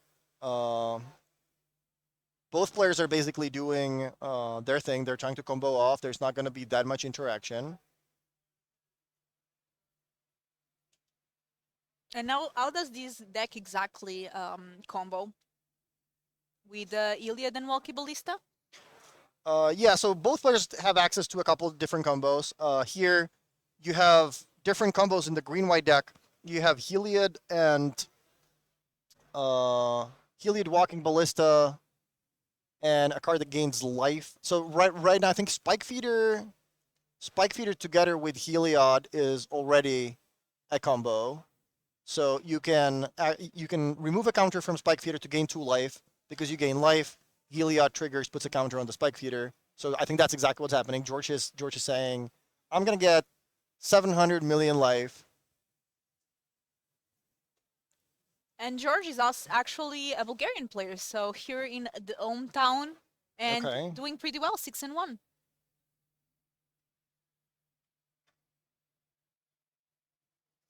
George usually also goes to these tournaments. He went to Lille recently. Unfortunately, I don't think he queued for the Pro Tour, but doing pretty well here in the Grand Open.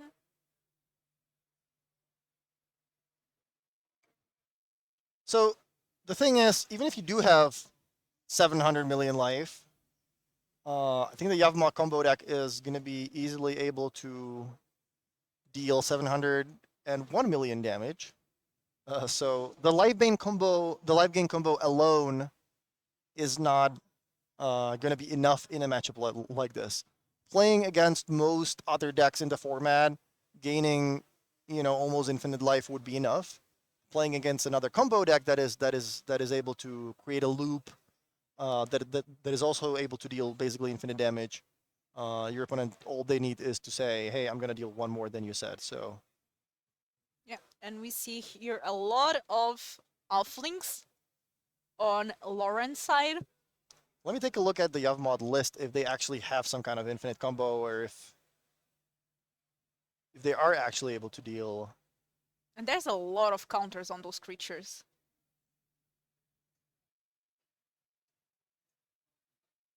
Yeah, we don't really want to reveal exactly, what's in the list. Yeah, because it's a closed deck list tournament. Yeah, it's a closed deck list tournament.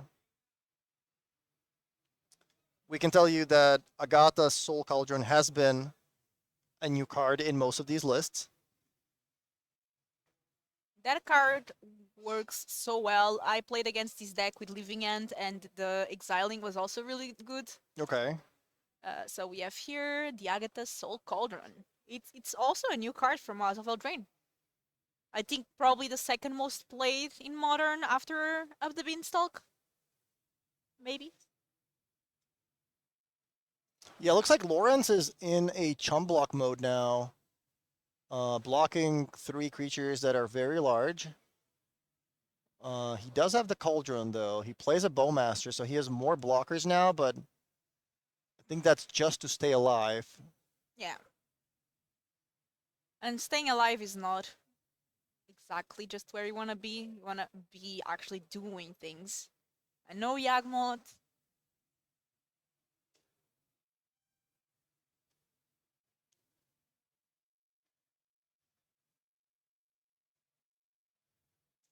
Okay. Okay, so Cauldron exiles a Ballista from the graveyard. Okay, so now we go to blockers. So now Young Wolf is pinging the opponent for 1, so does the token. Both creatures are dying, chumping. The wolf gets brought back thanks to Undying. The question is, with Lawrence having no cards in hand, is he going to be able to draw out of it? That has to be the biggest mire I ever saw. Oh, okay. So there is a grist. What does that mean for the board position?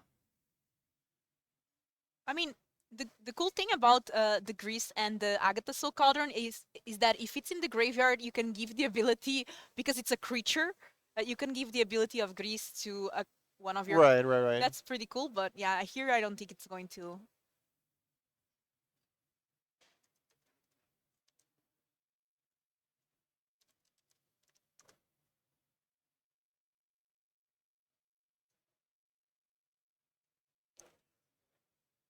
George casts a company, so is he going to be able to find Wait. something to either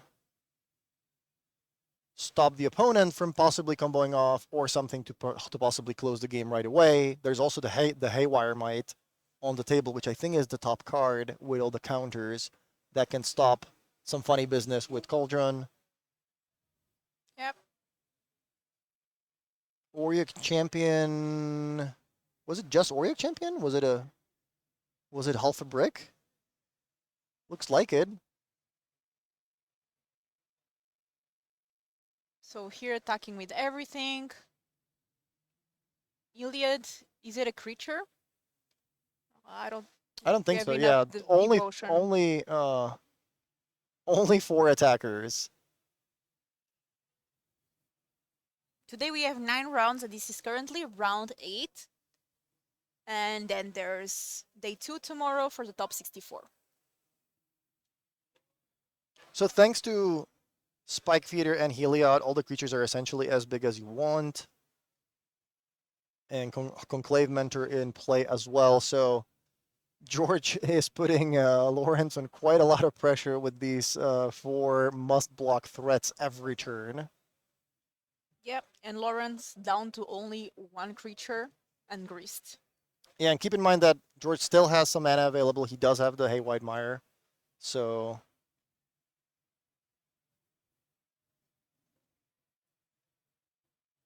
Okay, so now that has the abilities of Ballista and the Offling as well.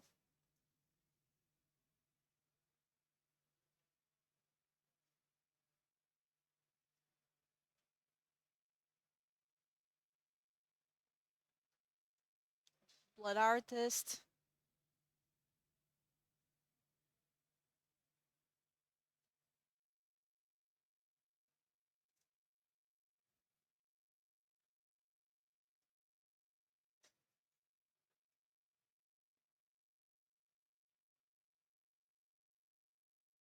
And go. Okay.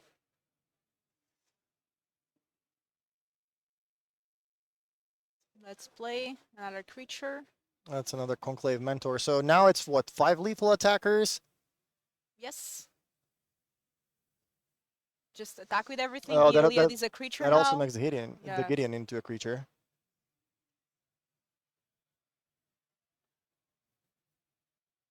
And I think that's going to be maybe it. Okay, so we are...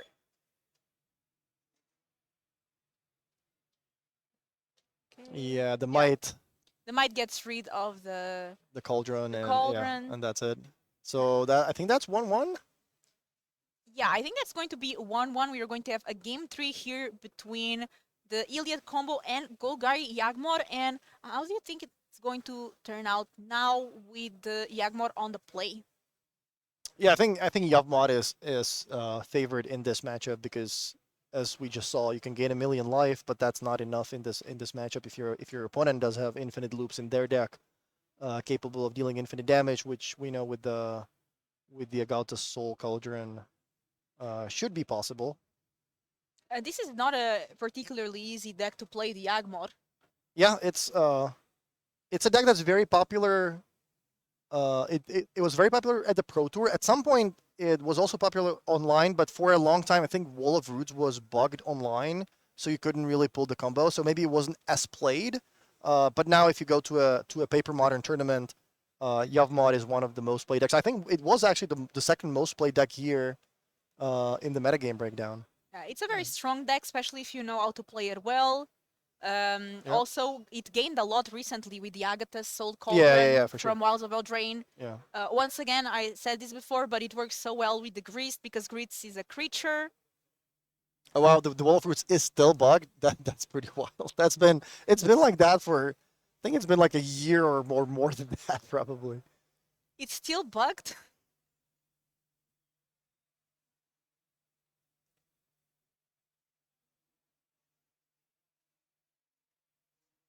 I know that for sure in MTGO somebody played against me with that card, but maybe they just didn't do the combo.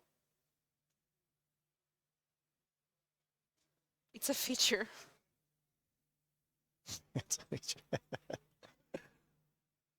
I mean, I'm making fun of Magic Online, but there's also a lot of really cool things that Magic Online does. Vintage Cube being probably the most cool thing, right? Oh, I love Vintage Cube. MTGO, it's a great place, especially to practice. And we see the best players there. Yeah, I mean, I'm sure all of you guys have seen at least one draft. Luis or Reed or some of your favorite players drafting Vintage Cube and putting their content on YouTube, or just playing Vintage Cube yourself. That's a cool thing about Magic Online. You don't really need to have a giant collection or play a lot of events. Like, you can just log in every now and then when Vintage Cube is up. You can play some drafts for fun with your friends and call it a day. Yep. They even offered, I think, a cube recently. Like with a code, they were offering cube one. It's not longer available, but I think they are doing more and more things to get players to play in Magic Online, which Yeah. is cool. I play it sometimes, but one time I just passed my turn one without playing anything because I was just F6ing, passing. F6 is the thing that I miss about Modo the most. I love Arena. Arena is also convenient. I like that it, taps your land for you. But being able to F6, just hit one button, that is something that I'm certainly missing. I know you can like shift plus something together and like yeah, but F6 is F6. And we see here a move from Yagmar, and looks like George with Iliad combo is going to keep the cards.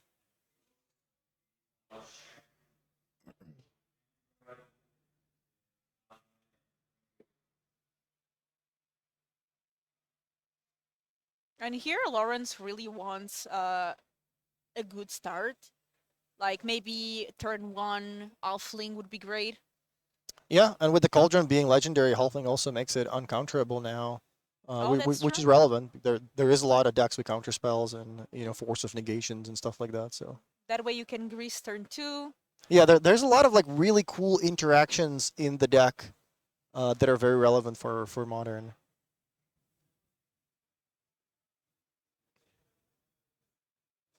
So we're going to make a little plant and go.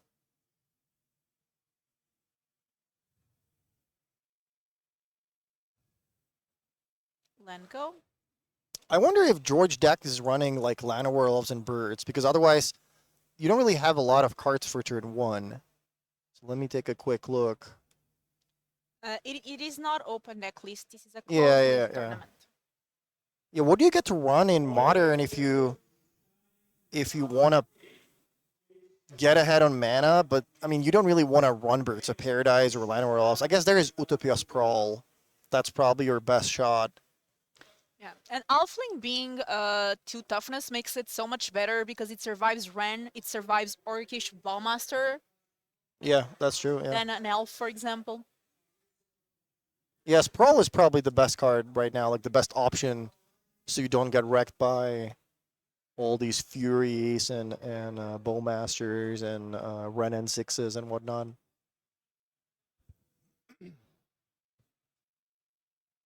All right, so Hapatra, there is the Young Vizier. Wolf, the Cauldron. So Lauren slowly setting up.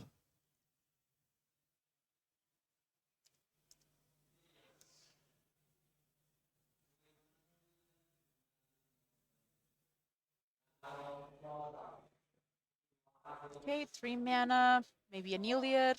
Yeah, so we see an Iliad entering the battlefield.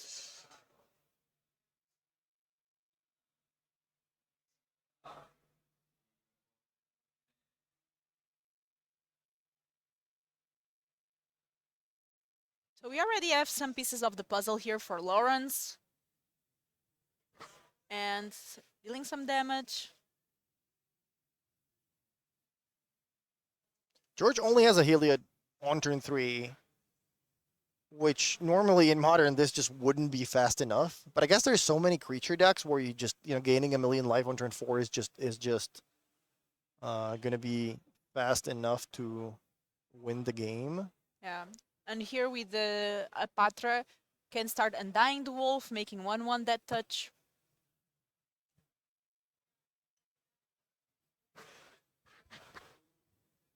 Wow, Spike Feeder. So George has the life gain combo here. Spike Feeder saying remove a counter, gain 2 life. Heliod saying whenever you gain life, you could put a counter on something. And is that the end? I mean, if it's the end, it might actually be the end. Actually be the end. I think that is the end. So that's a card that exiles. I think it has to be pointed at the Spike Feeder though. So Spike Feeder can get sacrificed in response. Yeah, because right now But Iliad is there's just an only there's enchantment. only one counter on it. So one counter was exiled from the Spike Feeder because it looked like George wanted to do it right away. Um, Okay, so now we are going to have access to the deck, removing the remaining spike feeders.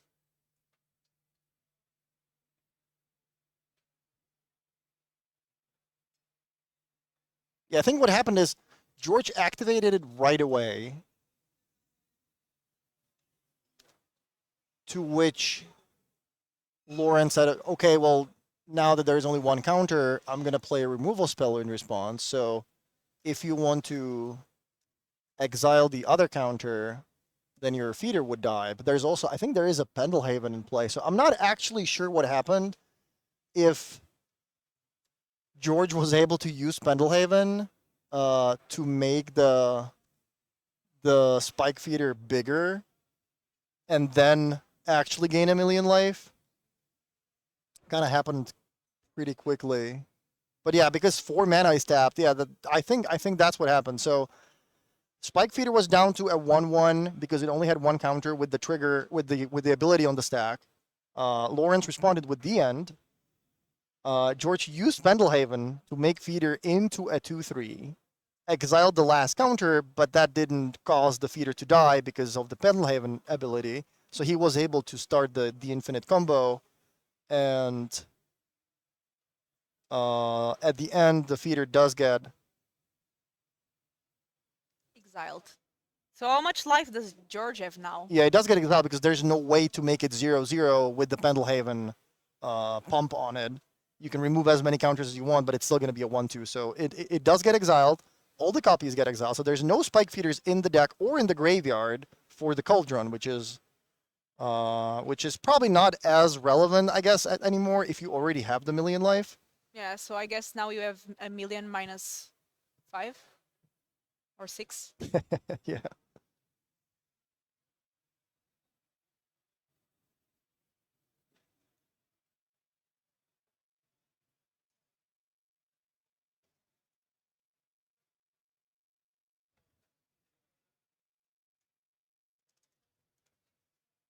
But that's the thing that you said. Against most of the decks, that would be enough. But against a deck that also combos into dealing infinite damage.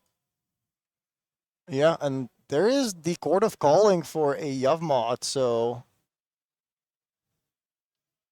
Lawrence is starting to cook.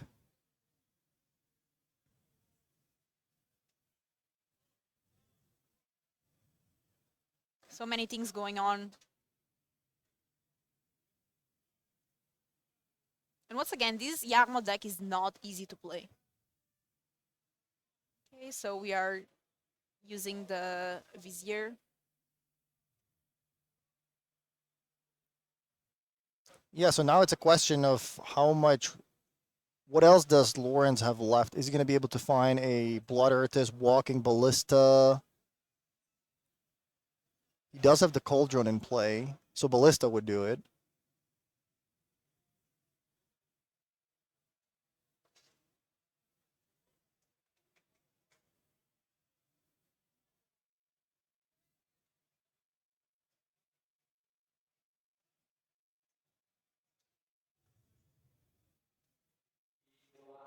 Okay, we can start drawing.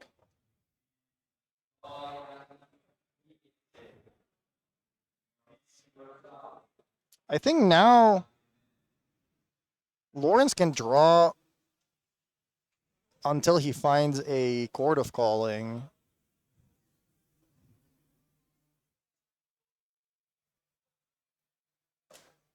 And then what does he get with the calling? I think Walking Ballista. And then it just says infinite +1.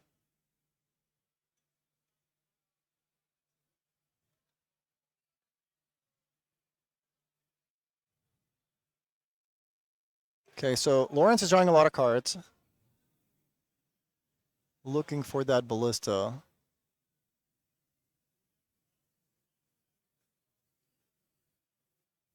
He is losing life though. Yeah, down to 6 life. There's a land.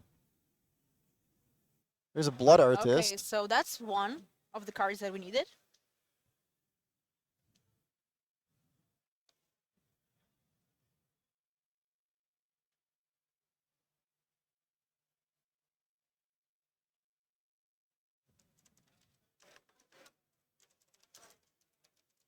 So now he can draw cards without losing life.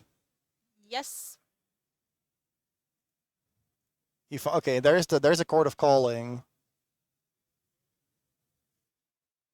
And now he needs to show the Ballista. Yeah, there's a Ballista. It comes as a 0/0, goes into the graveyard. Cauldron removes it. So now all the creatures have the Ballista ability. And now Lawrence has an infinite loop. Yep. And he's just explaining it. So this is one of the things that I like in paper over Magic Online, is that you can just verbalize the combo instead of having to actually have to perform it. Yeah, and with Yavmod, you pay 1 life to and sacrifice a creature to put a counter on something and draw a card. But you can also respond to the.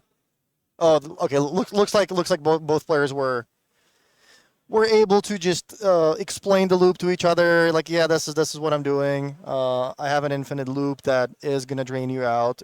You're gonna be, despite you having 700 million life, you are still dead to my better infinite loop. So Very well played by both players. You can see that there are experiences in these decks that they are not easy to play, especially against each other. Because one thing is you knowing your combo, the other thing is you knowing your combo interacting with another combo deck and when to exactly do the thing. So very well played here by both players.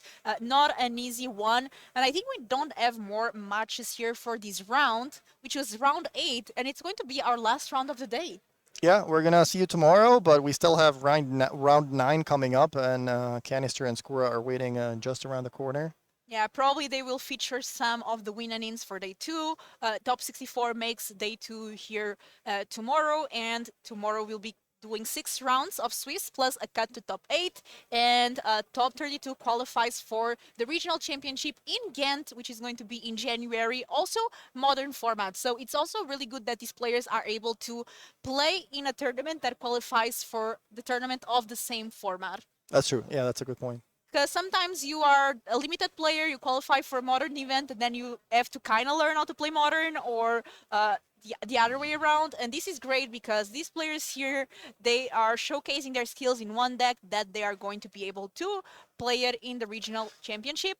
And that's it for us for round 8. Thank you so much for everything, and I hope you enjoyed my casting. And Martin, I had a lot of fun with you this day, and we'll be back tomorrow. And please stay tuned for round 9 with Canister and Skura.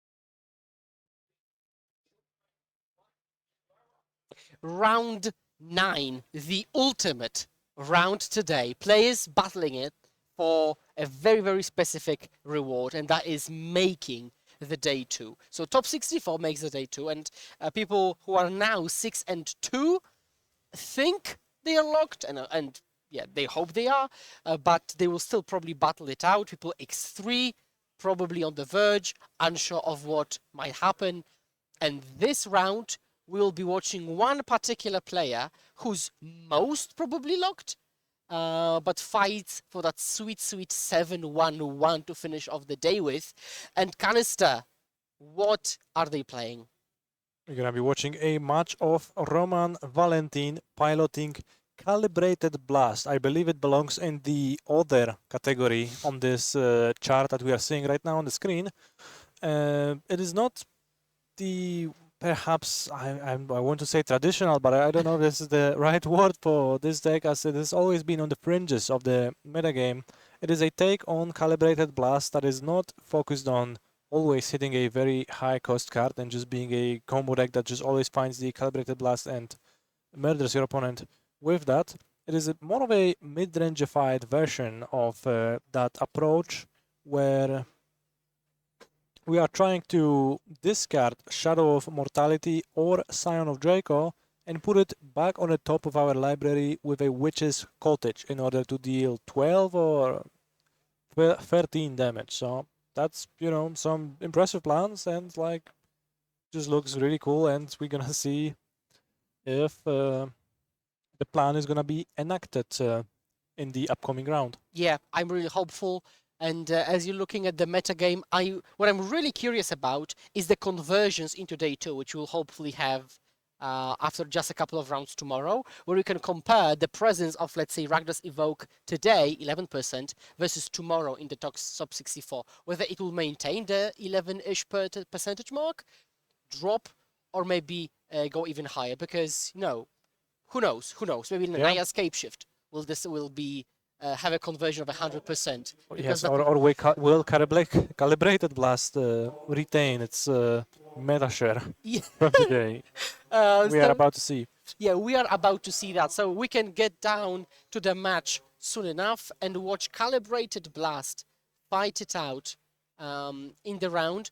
And you said it might be in the other category, but it seems it's in the 0.7 category. Right there with some other very interesting decks. I personally would have preferred to see Jeskai Breach a bit more. Unfortunately, he has fallen off the map, even though it has got kind of better, because Oracle is better in the field of the One Rings, and it has the One Ring itself. Well, too bad. Now we're watching Thomas versus Roman, and it's Calibrated Blast versus Rakdos Evoke. Yeah. Tomasz at 7-1, Roman at 6-1-1, picking up a draw over the course of the tournament. Yeah, so how big is having a draw that early? I mean, day 1. It is undesirable. You want to avoid that at all costs. Well, maybe not all costs. I guess there's costs I will not be willing to pay. All reasonable costs. Yeah, fair enough. And now we see Roman starting with Marsh Flats. And if you see Marsh Flats, what are you thinking about? My thoughts immediately go Stoneforge Mystic.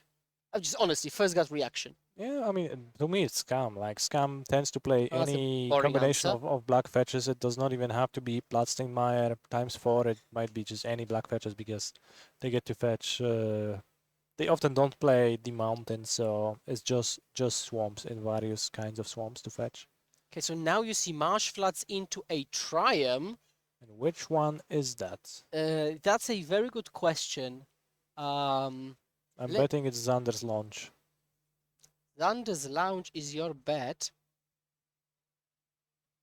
And that, yeah, maybe Xander's Lounge, maybe in Datha. But yeah, No, look it's Xandery, not look in Datha. Xandery, yeah. So now probably as the opponent, I'm expecting like maybe 5-color Brink to Light type of shenanigans. Somewhere there. But yeah, if I'm Tomasz, I'm completely thrown off. Yeah, we'll see what is going to be the turn to play. A Temple Garden accompanying Xander's launch, so it's a full domain mana base already by turn 2. All It- 5 colors available. It could still be basically any soup type of deck. There are many And variants. it's a Scion of Draco, so a 2 mana 4/4. Yeah, so now again, Thomas thinking, okay, probably kind of zoo-ish strategy. I want to prioritize removal. But I won't break through that Draco with Ragavan. The hand that Tomasz is holding does not match up particularly well against this threat of Scion of Draco, so what can we do here? Yeah, 10-2, 4/4 creature, proving really, really strong. It seems like we are pitching Grief to take a look at the hand of Roman. And we see Fury, Calibrated Blast, Fable of the Mirror Breaker, and Verdant Catacomb. So let's take a look at Calibrated Blast together. Canister, what does it do, and why would you play that in a shell with Fable of the Mirror Breaker?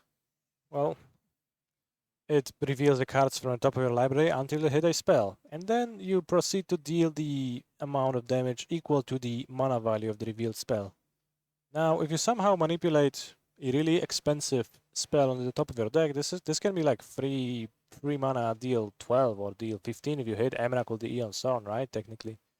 So what Roman is doing here is he's trying to use Witch's Cottage to put back something like Scion of Draco on the top of his deck, and then proceed to cast Calibrated Blast, dealing a whopping 12 damage. Besides that, it seems like we are trying to just attack and deal the remaining damages with Scions, Fables, and various other means of attacking. So it seems like it's a domain mid-rangey deck with just Calibrated Blast on top of that, rather Yep. than a blast deck with fire elements, right? Yep. And so now Witch's Cottage cares about entering untapped, and that only is achieved when there are swamps. Temple Garden doesn't help, so we are a bit far from being able to enable that. Yeah, we need an extra one. Notably, not deploying the Bowmasters end of turn for Tomasz, interestingly. Choosing to keep them and respawn with them to the Fable trigger, perhaps? It is possible, yeah. And then you would target face, target the shaman to potentially kill it off. What would you do here? Yeah, you can target the Shaman, and then if any amount of cards get looted, then the Shaman is gonna die. So that play makes perfect sense. Yep, I like that. I would have done the same. Now, Valentine.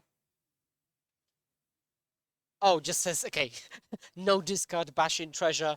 It's a suicide attack with 1 damage marked on it. It can just be blocked by the army. Yeah, it But I would assume try it, but the mana is key here. Probably Hardcast Fury. Just follow up with a land post-combat. Hardcast Fury seems like a very good line here. Also, notably, Calibrated Blast has flashback, so Yeah, you could just wait on it and then use it when it's more yeah, so even if convenient. you discard it, it's still available. And there's another point. This actually wasn't an attack that would be a suicide attack. That is because Scion of Draco has an ability. Oh, It grants every creature a keyword depending on the color. color. So I believe red creatures get first strike. First strike would be great at That's a very killing good. off the blockers. So That's a very good observation there by Canister, a popular streamer of the Magic the Gathering card game. you could also say that I'm an accomplished professional player, but You could, but would I? well, you're not doing that. Yeah. So now we see Fable of the Mirrorbreaker coming down, 1 counter, make a shaman. Now Valentine's Fable flips, and now you're slowly approaching the territory of being able to copy Fury and just one-sided the Wrath every single turn. Yeah, the Fury has both first strike and double strike.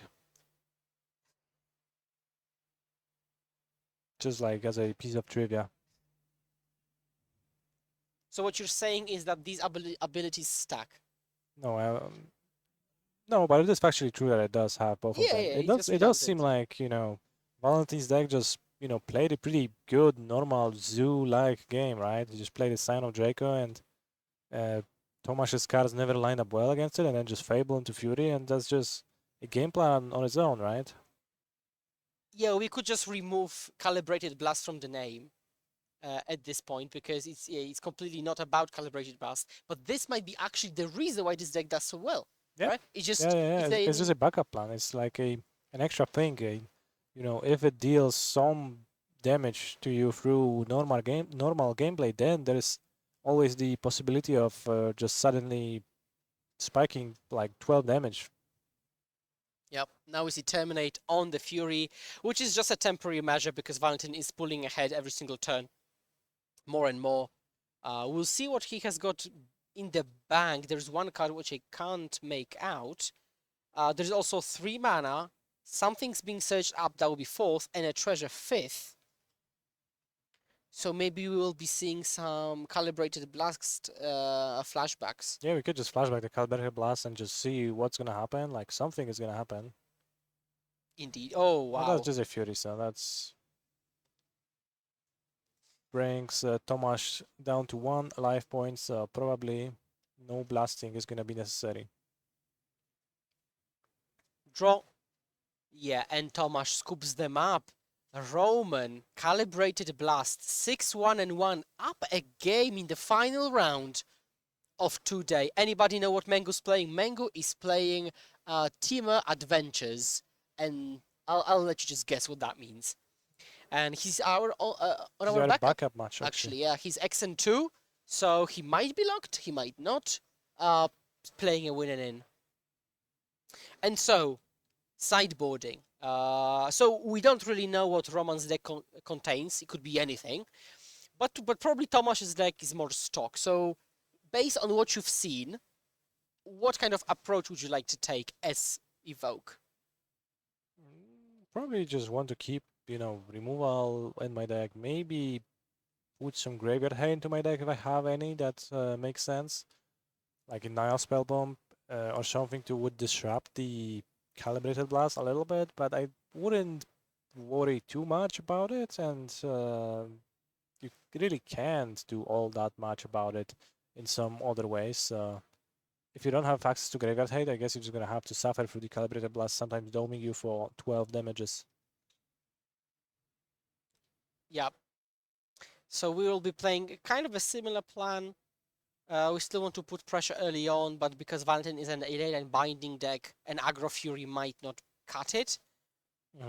So it's much better to have a disruptive grief turn 1. Tomasz had access to Blood Moons. It makes sense to maybe try to go that route and try to mana screw the domain-based deck at the same time. It's because it's both domain-based and also it's a Witch's Cottage. Yeah. Now, it's not maybe fully clear, but I guess if you are familiar with the archetype of Calibrated Blast, you should be aware that it is trying to play as many swamps as possible, only a few non-swamps in the deck, I guess. But that means it's gonna be hit pretty hard by Blood Moon. Crucially, you've got 3 cards that are perfectly castable under Blood Moon, and that's Fable of the Mirror Breaker, that enables mana and some card selection. Fury, which we have seen, so Tomasz would also have to back up this Blood Moon with proper pressure Assuredly. and Calibrated Blast. Yeah. So, Roman could just go like, blast you, flashback, and this might just be enough, depending on the composition of the deck and the... Yeah, you could just Card blocker. Harold hit a 12 cost card, sure. Yeah, that is 12 damage there. You could just go blast, like blast, flashback, blast, and that's 12 plus 12. You could also do stuff like turn 3 blast your creature just as a removal, Fable, Fury. So there are options to play from under the Blood Moon, certainly. Which doesn't mean you'd like to get Blood Moon. Oh, there's also possibility of just clean removal like Lightning Bolt. So Blood Moon might not be lights out, and I'm curious if that was Roman's conscious decision to build a 5-color deck in such a way that it's not cold to Blood Moon completely. Could have been conscious, could have been unconscious. Yeah, so now, presenting the deck. shuffle the opponent's deck, draw the opening 7, hopefully keep.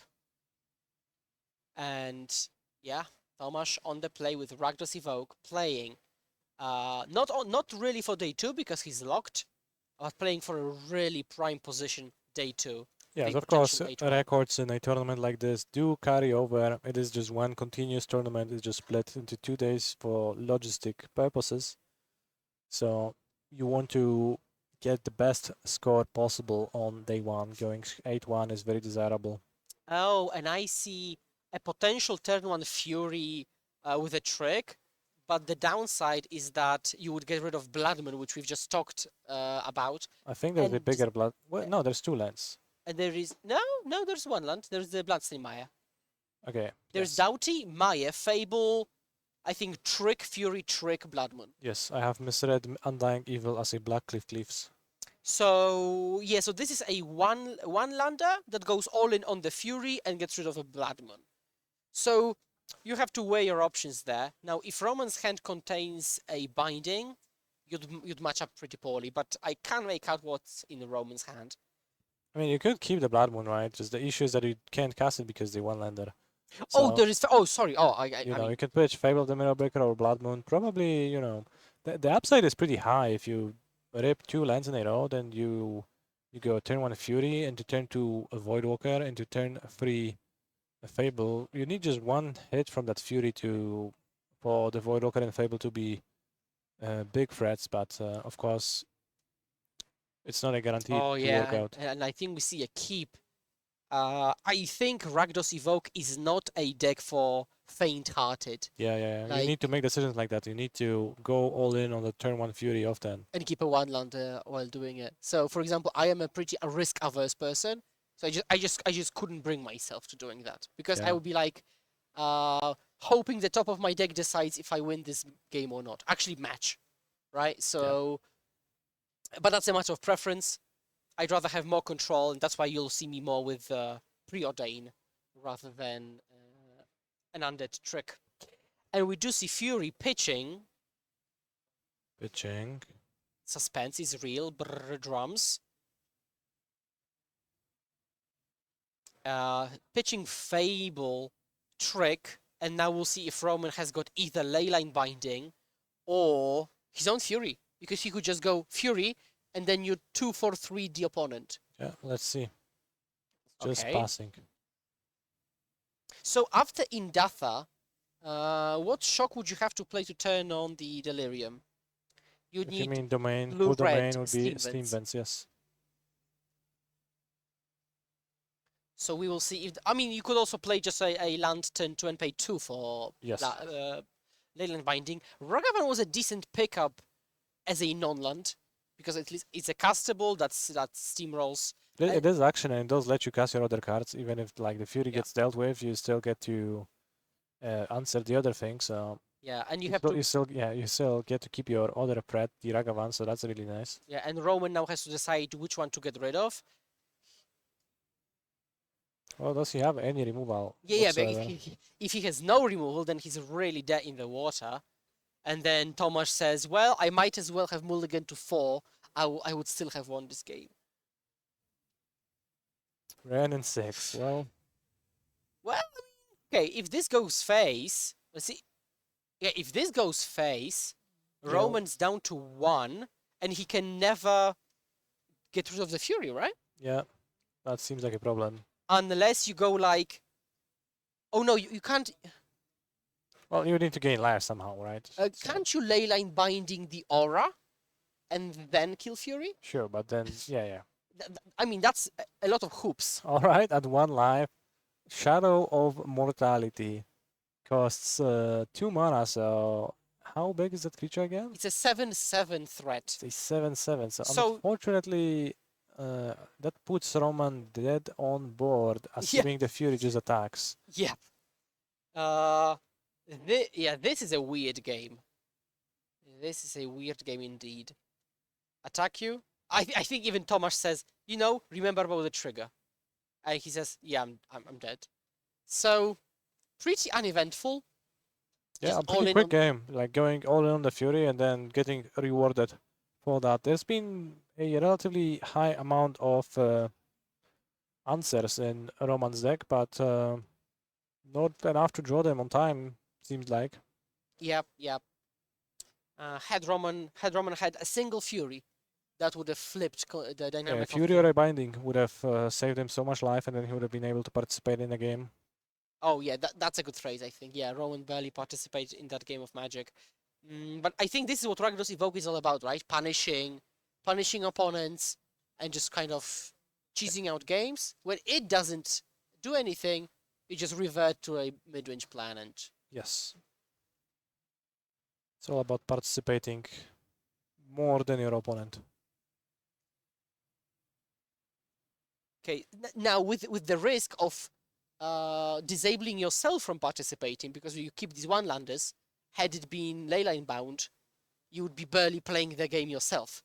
So this is just like gonna, let's see who's not participating. Yes. So then the player who participated more wins the game. Yes, yeah, which is generally true. Yeah. And it seems like we are in full agreement here.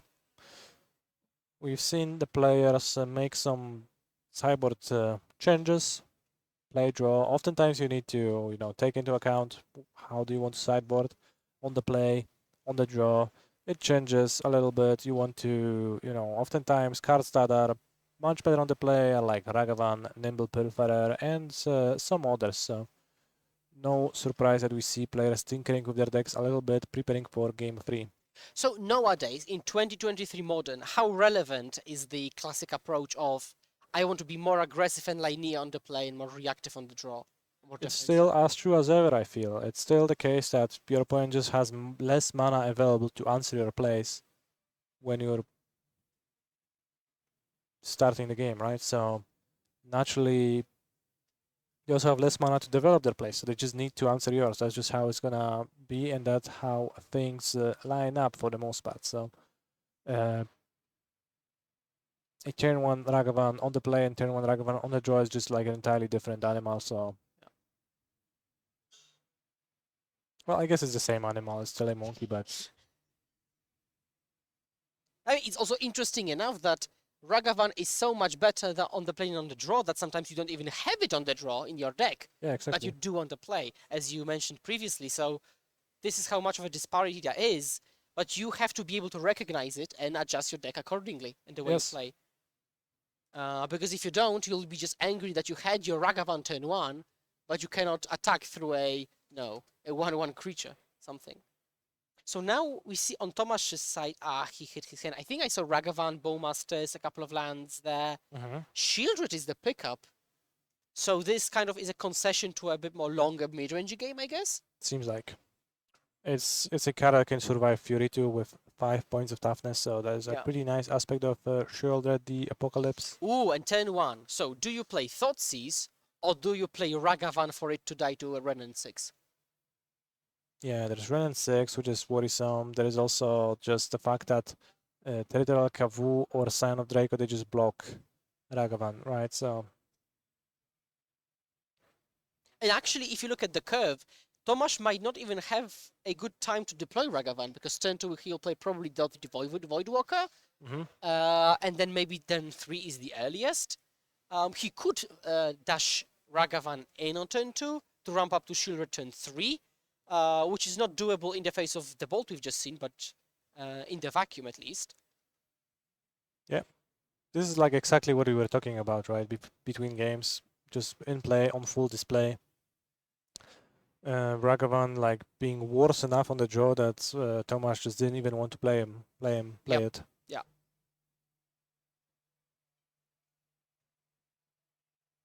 In the meantime, Roman picking up a Sanders launch once again. Up the Beanstalk is the draw, isn't it? Yeah, that's a solid one. That's a good one to cast right now. The only unfortunate thing is that he cannot back this up with some kind of Evoke Elemental to have both interaction and draw. But if this game devolves into a mid-range fiesta, then I think he's advantaged. At some point he will be able to. I assume. I hope so. I hope at some point he's gonna be able to trigger it. So in his deck, what triggers it is Scion of Draco that we have seen, Shadow of Mortality that we have seen, Fury that we have seen, and that's it from what we've seen.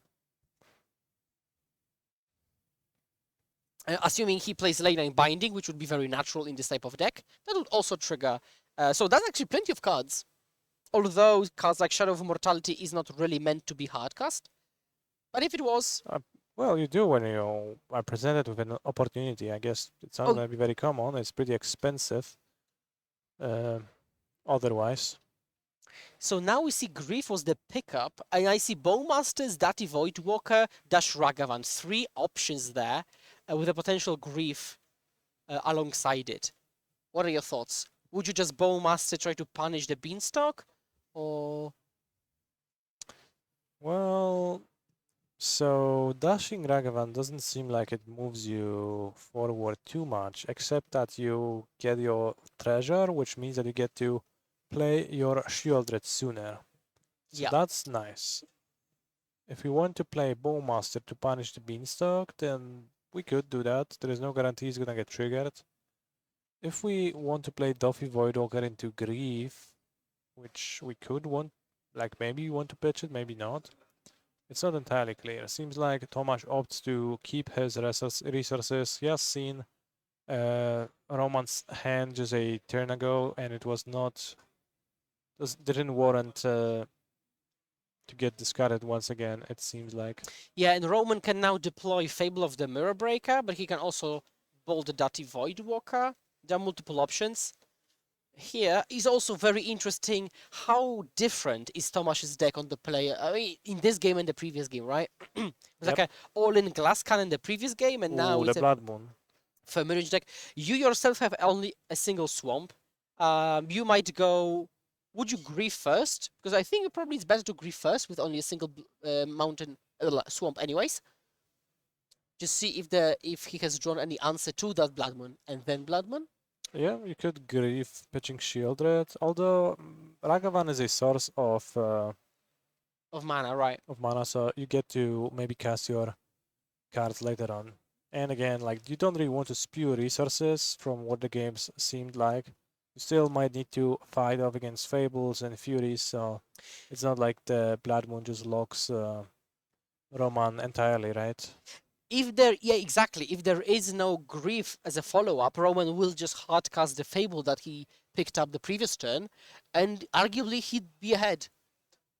And he now fetches not a basic Swamp or a basic Plains. He fetches Godless Shrine. Interesting. With the intention of playing something? Floating. Is that a Boseiju? Yeah, it must be, yeah. Yep. Boseiju, who endures? So, let me ask you a question, which is a very popular question. So, Tomasz plays Blood Moon. Roman floats mana, including white, and says, okay, I'll just leyline binding the Blood Moon. Can I do that? Can I not? How would you comment on that? Well, assuming that, like, we see the lands right now, right? Yeah. All of the Roman's lands would be mountains, which would mean that leyline binding, at the moment that the Blood Moon is actually in play, would cost 5 mana, so you would need 5 mana to do that. You couldn't use the full domain discount because all of the land types would no longer be there. Yeah, exactly. They would have already changed into mountains. So this trick doesn't really work that well. Yeah, that makes leyline binding not such a good Blood Moon answer. It typically costs more mana, and you need your planes fetched in advance. Yeah. Now the Boseiju effect allowed Tomasz to actually search up a land and play Ragavan. So at least he doesn't get empty-handed out of this exchange, tempo-wise. Now we see Cottage, which is an actual cottage, rather than mountain. Yep. 2 mana. Draco, trigger. Yeah. Scion of Draco, draw a card. That's the Fairy Time Raveler. Makes sense. Yeah, so in this particular spot, what are the advantages of playing Draco instead of a Fable? Fable will be more mana efficient, or mana, well, productive. Well, the advantage is that you get a better blocker, and you get to draw a card. So perhaps you can play some extra cards if you draw them of your beanstalk, but certainly I would have been tempted to play the Fable. And now an interesting spot that Tomasz decides to grief instead of shield reading. So this will just wait for a good moment. Now you can grief away, for example, the Fairy, so that Valentin has no interaction against you. You could take Fable, and then Teferi can come down because we've got white from Godless Shrine and blue for Xander's Lounge.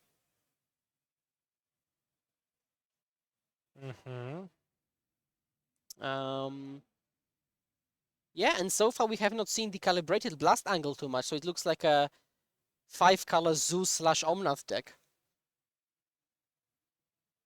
Yep, that is the case. What is the exact condition on Shadow of Mortality? Do you remember? Yes, let me just double check. Shadow of Mortality says that your life total, if your life total is less than your static life total, this spell costs X less, where X is the difference. And because it's a 13 black, you'd have to be at 7 to make it a black creature. All Right. right. Yeah. So Thank you for giving me the example, because you lost me when you read the ability out loud. So right now, basically, Shadow of Mortality is 6 cheaper, which would still be a 9 mana. Yeah.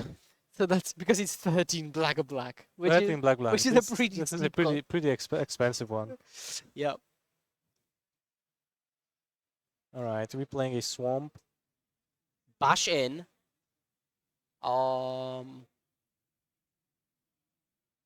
Well, That seems like Teferi, Time Raveler mana. yeah, he's going to ravel.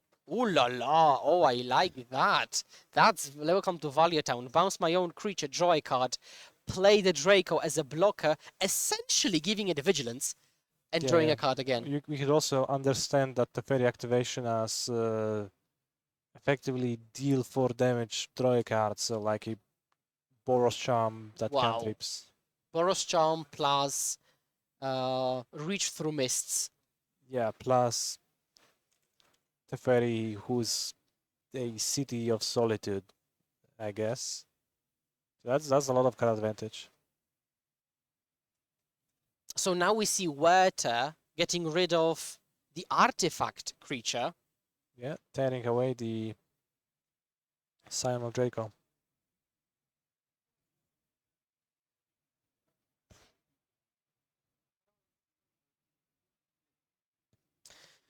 Okay, so now we see Dottie, Ragavan, and Grief on the left side, and just above the Beanstalk on the right side, with the word just pulling a lot of weight there.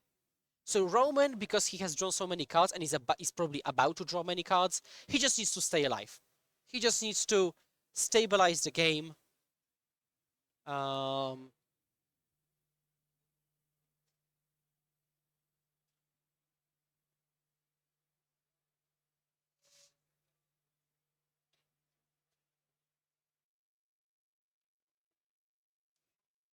So, Lightning Bolt. Lightning Bolt gets rid of the Duffy Voidwalker. Play a land.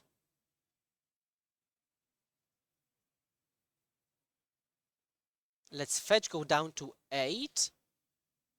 Staring down 5 power. Oh, and that is a shock. That is pretty ballsy.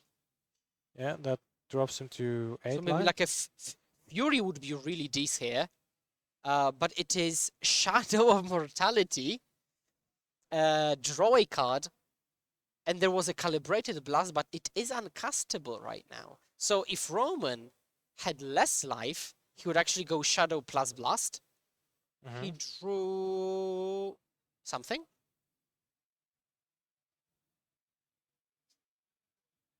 Tomasz is at 11, so a Lucky Blast still just kind of wins on the spot, right? And we are deploying the Shieldred. I mean, it gets tricky for Valentin. Yeah. So he seemed to be in a really good position, but Tomasz was just decided to keep deploying creatures of magic with power and toughness, and it seems to be doing the job.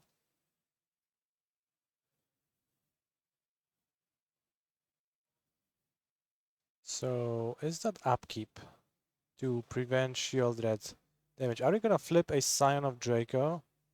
Territorial Cavu, just 2 damage. Alright, 2 damage is still 2 damage, so get to shoot the Grief. What's the next step though?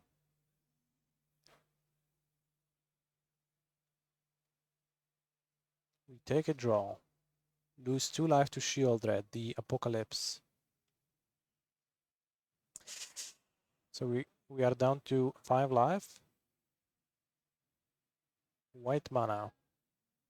Leyline Binding. Draw a card. Yep. Which is pretty relevant. We also have Bowmasters for that needed reach.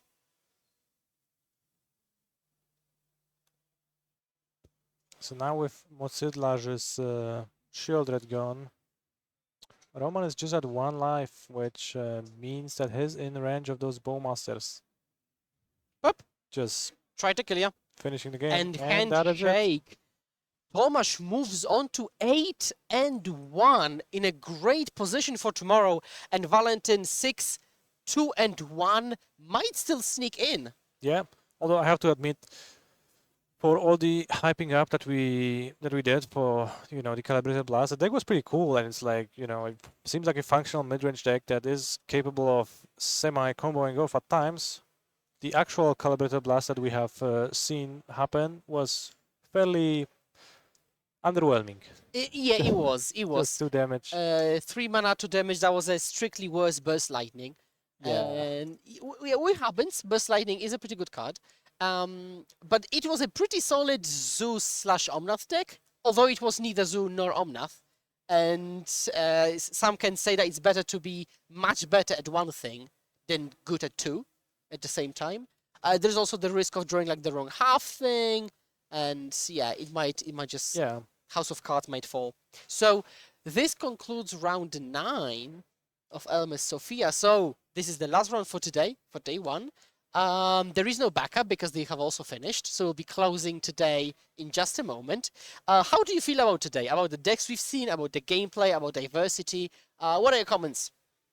There's been a lot of stuff that we should have come to expect in a modern tournament. The decks that are popular and various tournaments just showed up in force, right? Both Rakdos Scam, Rhinos, Focolor, all of those present in high amounts, high numbers. Some of the older decks that used to rule the top modern tables like a year ago are really nowhere to be seen, like Hammer or Merktide. Creativity. Yeah, creativity. They are just all maybe not always fully vanishing, but certainly showing in much lower numbers than they used to. And we've also got to witness a few spicy ones, like the Cottage Calibrated Blast deck, a fully functional Ad Nauseam deck, which was like a blast from the past. Hilliard Company. Yeah, that match against Yawgmoth. We saw Scapeshift. Yeah. Modern is just diverse, and all of the weird things that you might want to be playing or might remember from the past, it will always just show up at various points, and you'll be like, yeah, I remember the times when Heliod dominated Magic Online. I'm also curious what the percentage of other decks tomorrow will be. Yeah. Like if we mainly see, let's say, the top 6 stock decks, or maybe we see just a couple of stock decks, and then the other half of the field are those random mills and blasts and belches of the world. I'm also just thrilled to see that. To witness what will come of tomorrow's metagame. Yes, and I think on Twitter you can fully expect multiple players to post whether they day-two'd or not, including TSP deck, including Menguchi, Pygonti, and many, many more. So that concludes round 9. I've been Skura, also known as Islands in Front. He is Canister, renowned streamer. But don't we have something else to do? What do we have to do? Yes. Events. Try to find a good phrase, and that phrase is events to watch. Exactly, yes. Yes, what a beautiful, smooth transition was it. Round 5, LMS SOFIA, which is exactly this tournament that we're casting, October 20 to 22nd. Next, we've got LMS Barcelona in December. So we've got the whole November off, December Barcelona, and in January let's Ghent, for the qualification for which we're playing today, and we will in Barcelona. as well. Exactly. Players are playing to qualify for the regional championship in Ghent, which is the pathway to get to the Pro Tour. And even the Worlds. Yeah, and even the Worlds. That's like the next step. That's taking it the step further. So if you are entertaining the idea of trying to qualify for the tournaments and play at the top tier, top tables of the Magic the Gathering organized play systems, then well, that is the way for you to pursue if you are from Europe. Yeah, and you also see the formats of the qualifiers that happen on Sunday, which are the one-day events, and this time it's Pioneer tomorrow, in addition to simultaneously today too. And in Barcelona, it will be Modern/Sealed. So if you're a limited player mainly, you can come, you can play side events on Friday, you can play side events on Saturday, and then Sunday just jump this qualifier in Sealed, destroy it, and then qualify it for Ghent. Sounds good. That's a good plan. That's an excellent plan. I am really excited to see which decks day 2, which decks are ahead of the pack, and how it unfolds tomorrow in day 2 of LMS SOFIA. Thank you very much for watching. I hope you've enjoyed coverage today, and see you tomorrow.